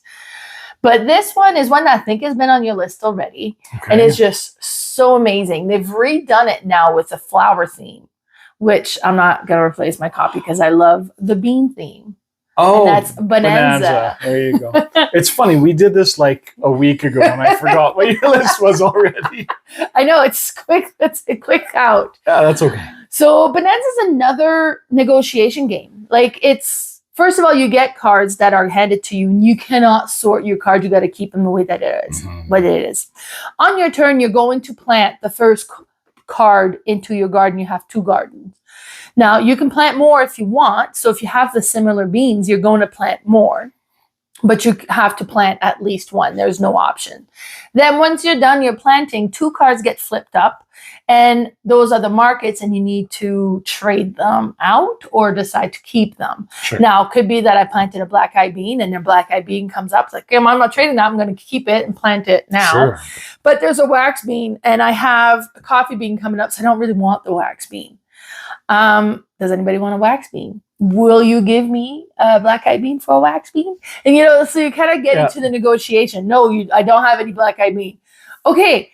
Will you take a wax bean donation? Because I really don't want this wax bean. I don't want it in my field. I don't really want it. Okay, I could sweeten the deal and give you a blue bean along. So you can pretty much do anything as far as negotiating with these beans. Yeah. And it could be that nobody will take it, so then you have to plant it, and then one on your next turn, you have to plant the next one unless you've been able to trade it out. Yeah. But if not, then you have to plant. And if you don't have an available garden, then you're going to need to cultivate what's there. Yeah. Now, each beans have a different value that depending on how many beans you've planted, how much money it's going to be worth. Yeah. Now, some of them, like it won't count for anything until you have at least 4 beans or 5 beans or 7 beans or whatever it is, depending on how rare the card is. And then some is like, if you have this much, now it's worth 2 coins, then it's worth 3 coins. Or it'll be worth 4 coins. That's the most that you can get for your beans. But if it's too soon, say, great, well, I need to get rid of my wax bean. I didn't make any money because I didn't build it up enough. And then I can plant the next one. Yeah. So, and the worst is when you have to kind of cultivate something that is about to pay.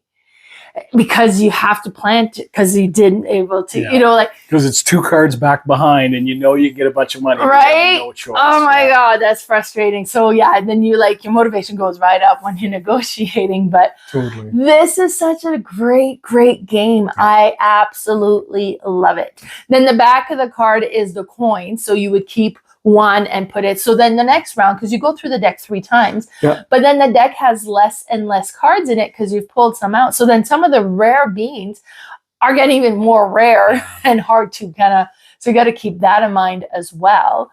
But such an amazing game. Yeah. So like I said, way, way, way earlier, this was maybe my first modern board game that I played. That's what you were saying, yeah. So, and we had friends who had brought it with them from Denmark, and they taught it to us. But that just goes to show, if this was one of your first game and it's still on your top 100 now. Yep, exactly. Oh, we're not plugged in. Oh. Our computer's about to die. So make sure it's plugged.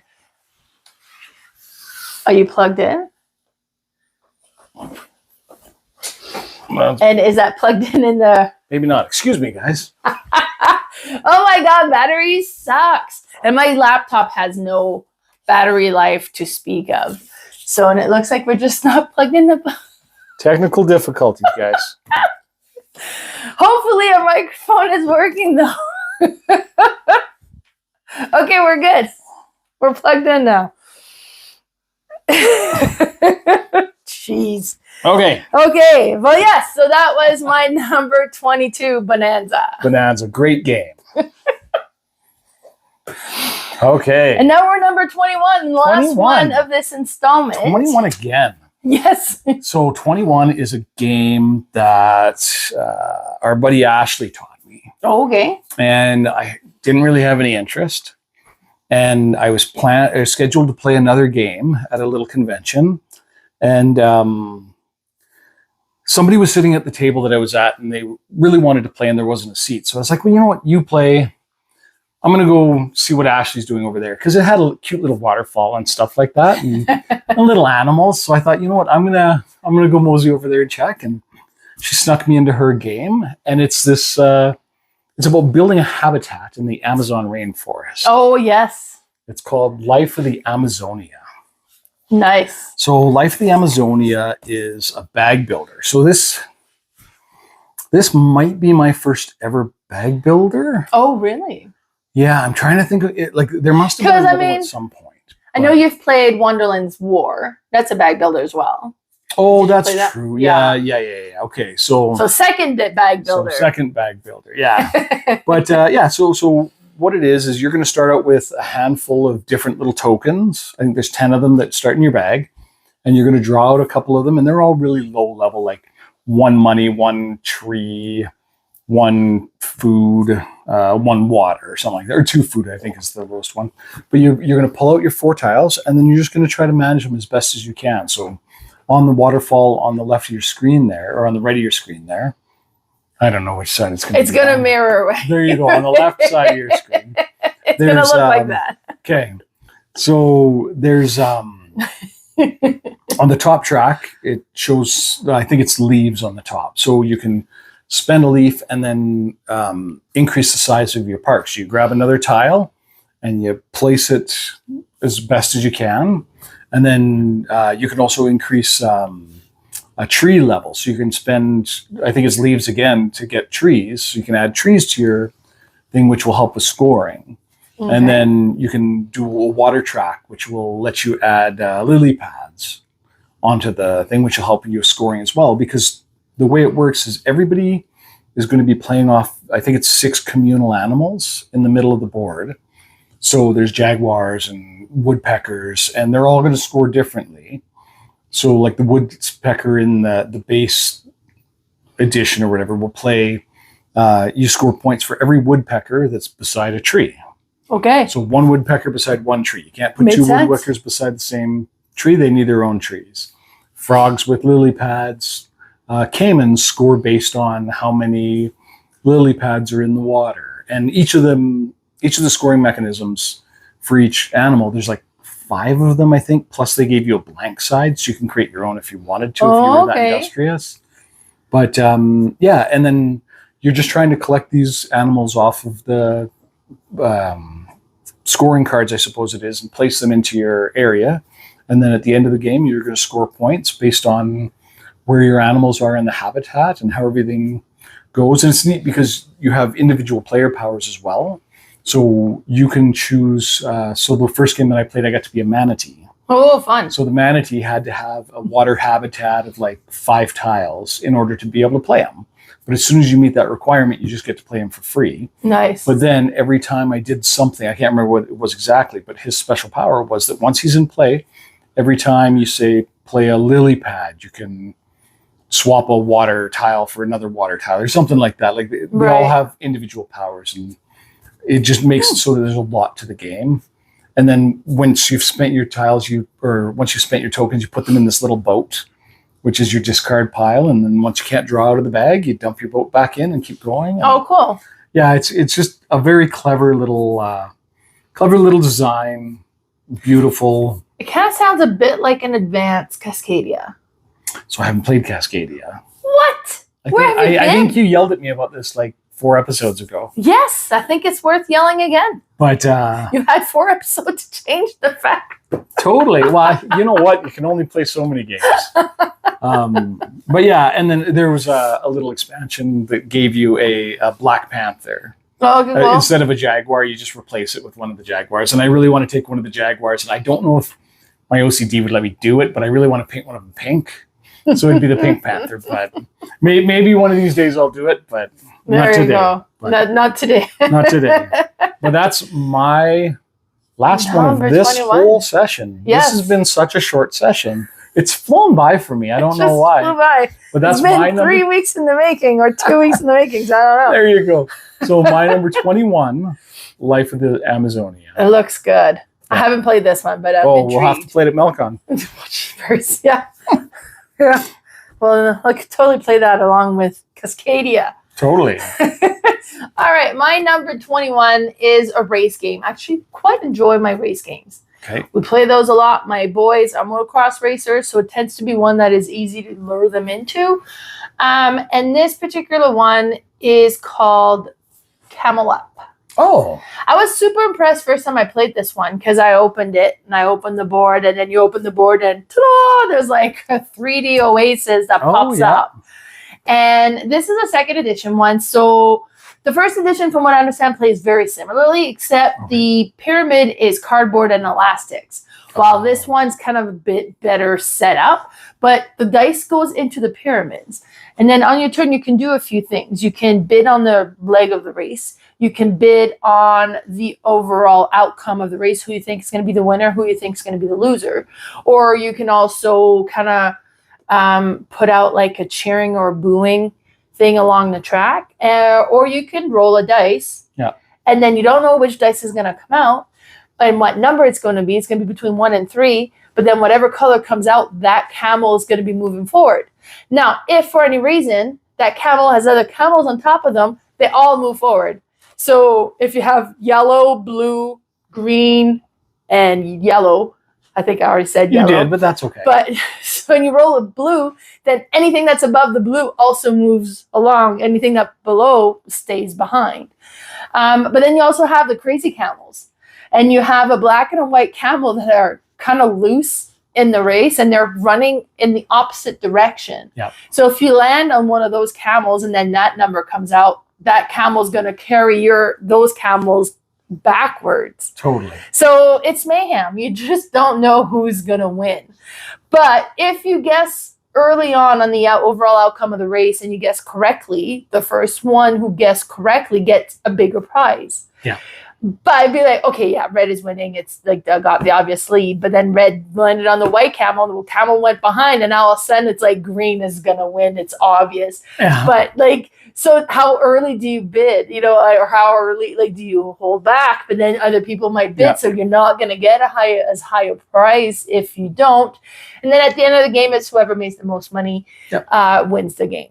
Yeah, you play a couple rounds, I think, or something. Well, you just played the whole race, but there'll be multiple legs. Yeah, so as soon as a camel passes the finish line, the game is over. Yeah. But what's neat is this game is, I think it plays up to 8 players. So it has a really high player count, and it's not like a party game. So it's not often that you'll have it's exciting, but it's not party game. It's, what I mean? I would almost classify it in the party game. Like there is a game there though. Like it's there is a game there, but it's kind of away from what I would like a trivia type game or a charade type game or something like that. But really enjoy this one. Hence why it's my number 21. That's a pretty good spot for it. I know we've gotten rowdy around a table playing this before. So it's good. It's a good game and it's pretty easy to teach to people. Oh, it's super, Yeah, well, that's a great pick for the last one. Yes, Camel Up, number 21. Number 21, Camel Up. Wow. Perfect. So thank you so much for tuning in to this installment of the Top 100. Be sure to tune in next week for our Top 20 to 11. 11. Wow. It's getting to the really good stuff. This is why our video is so long now, because they're too good to just skim through. Yeah. I'm going to try to speed it up. I think the last three last time I think was like 45 minutes. So we cut it down a little bit for you guys, but Man, I mean, it's hard not to just gush about these games. Because they're so good. Oh, yeah. Mostly now, like they're so good. Yeah, Yeah. for sure. All right. Well, thanks so much for tuning in. Bye, everybody. Bye, everybody.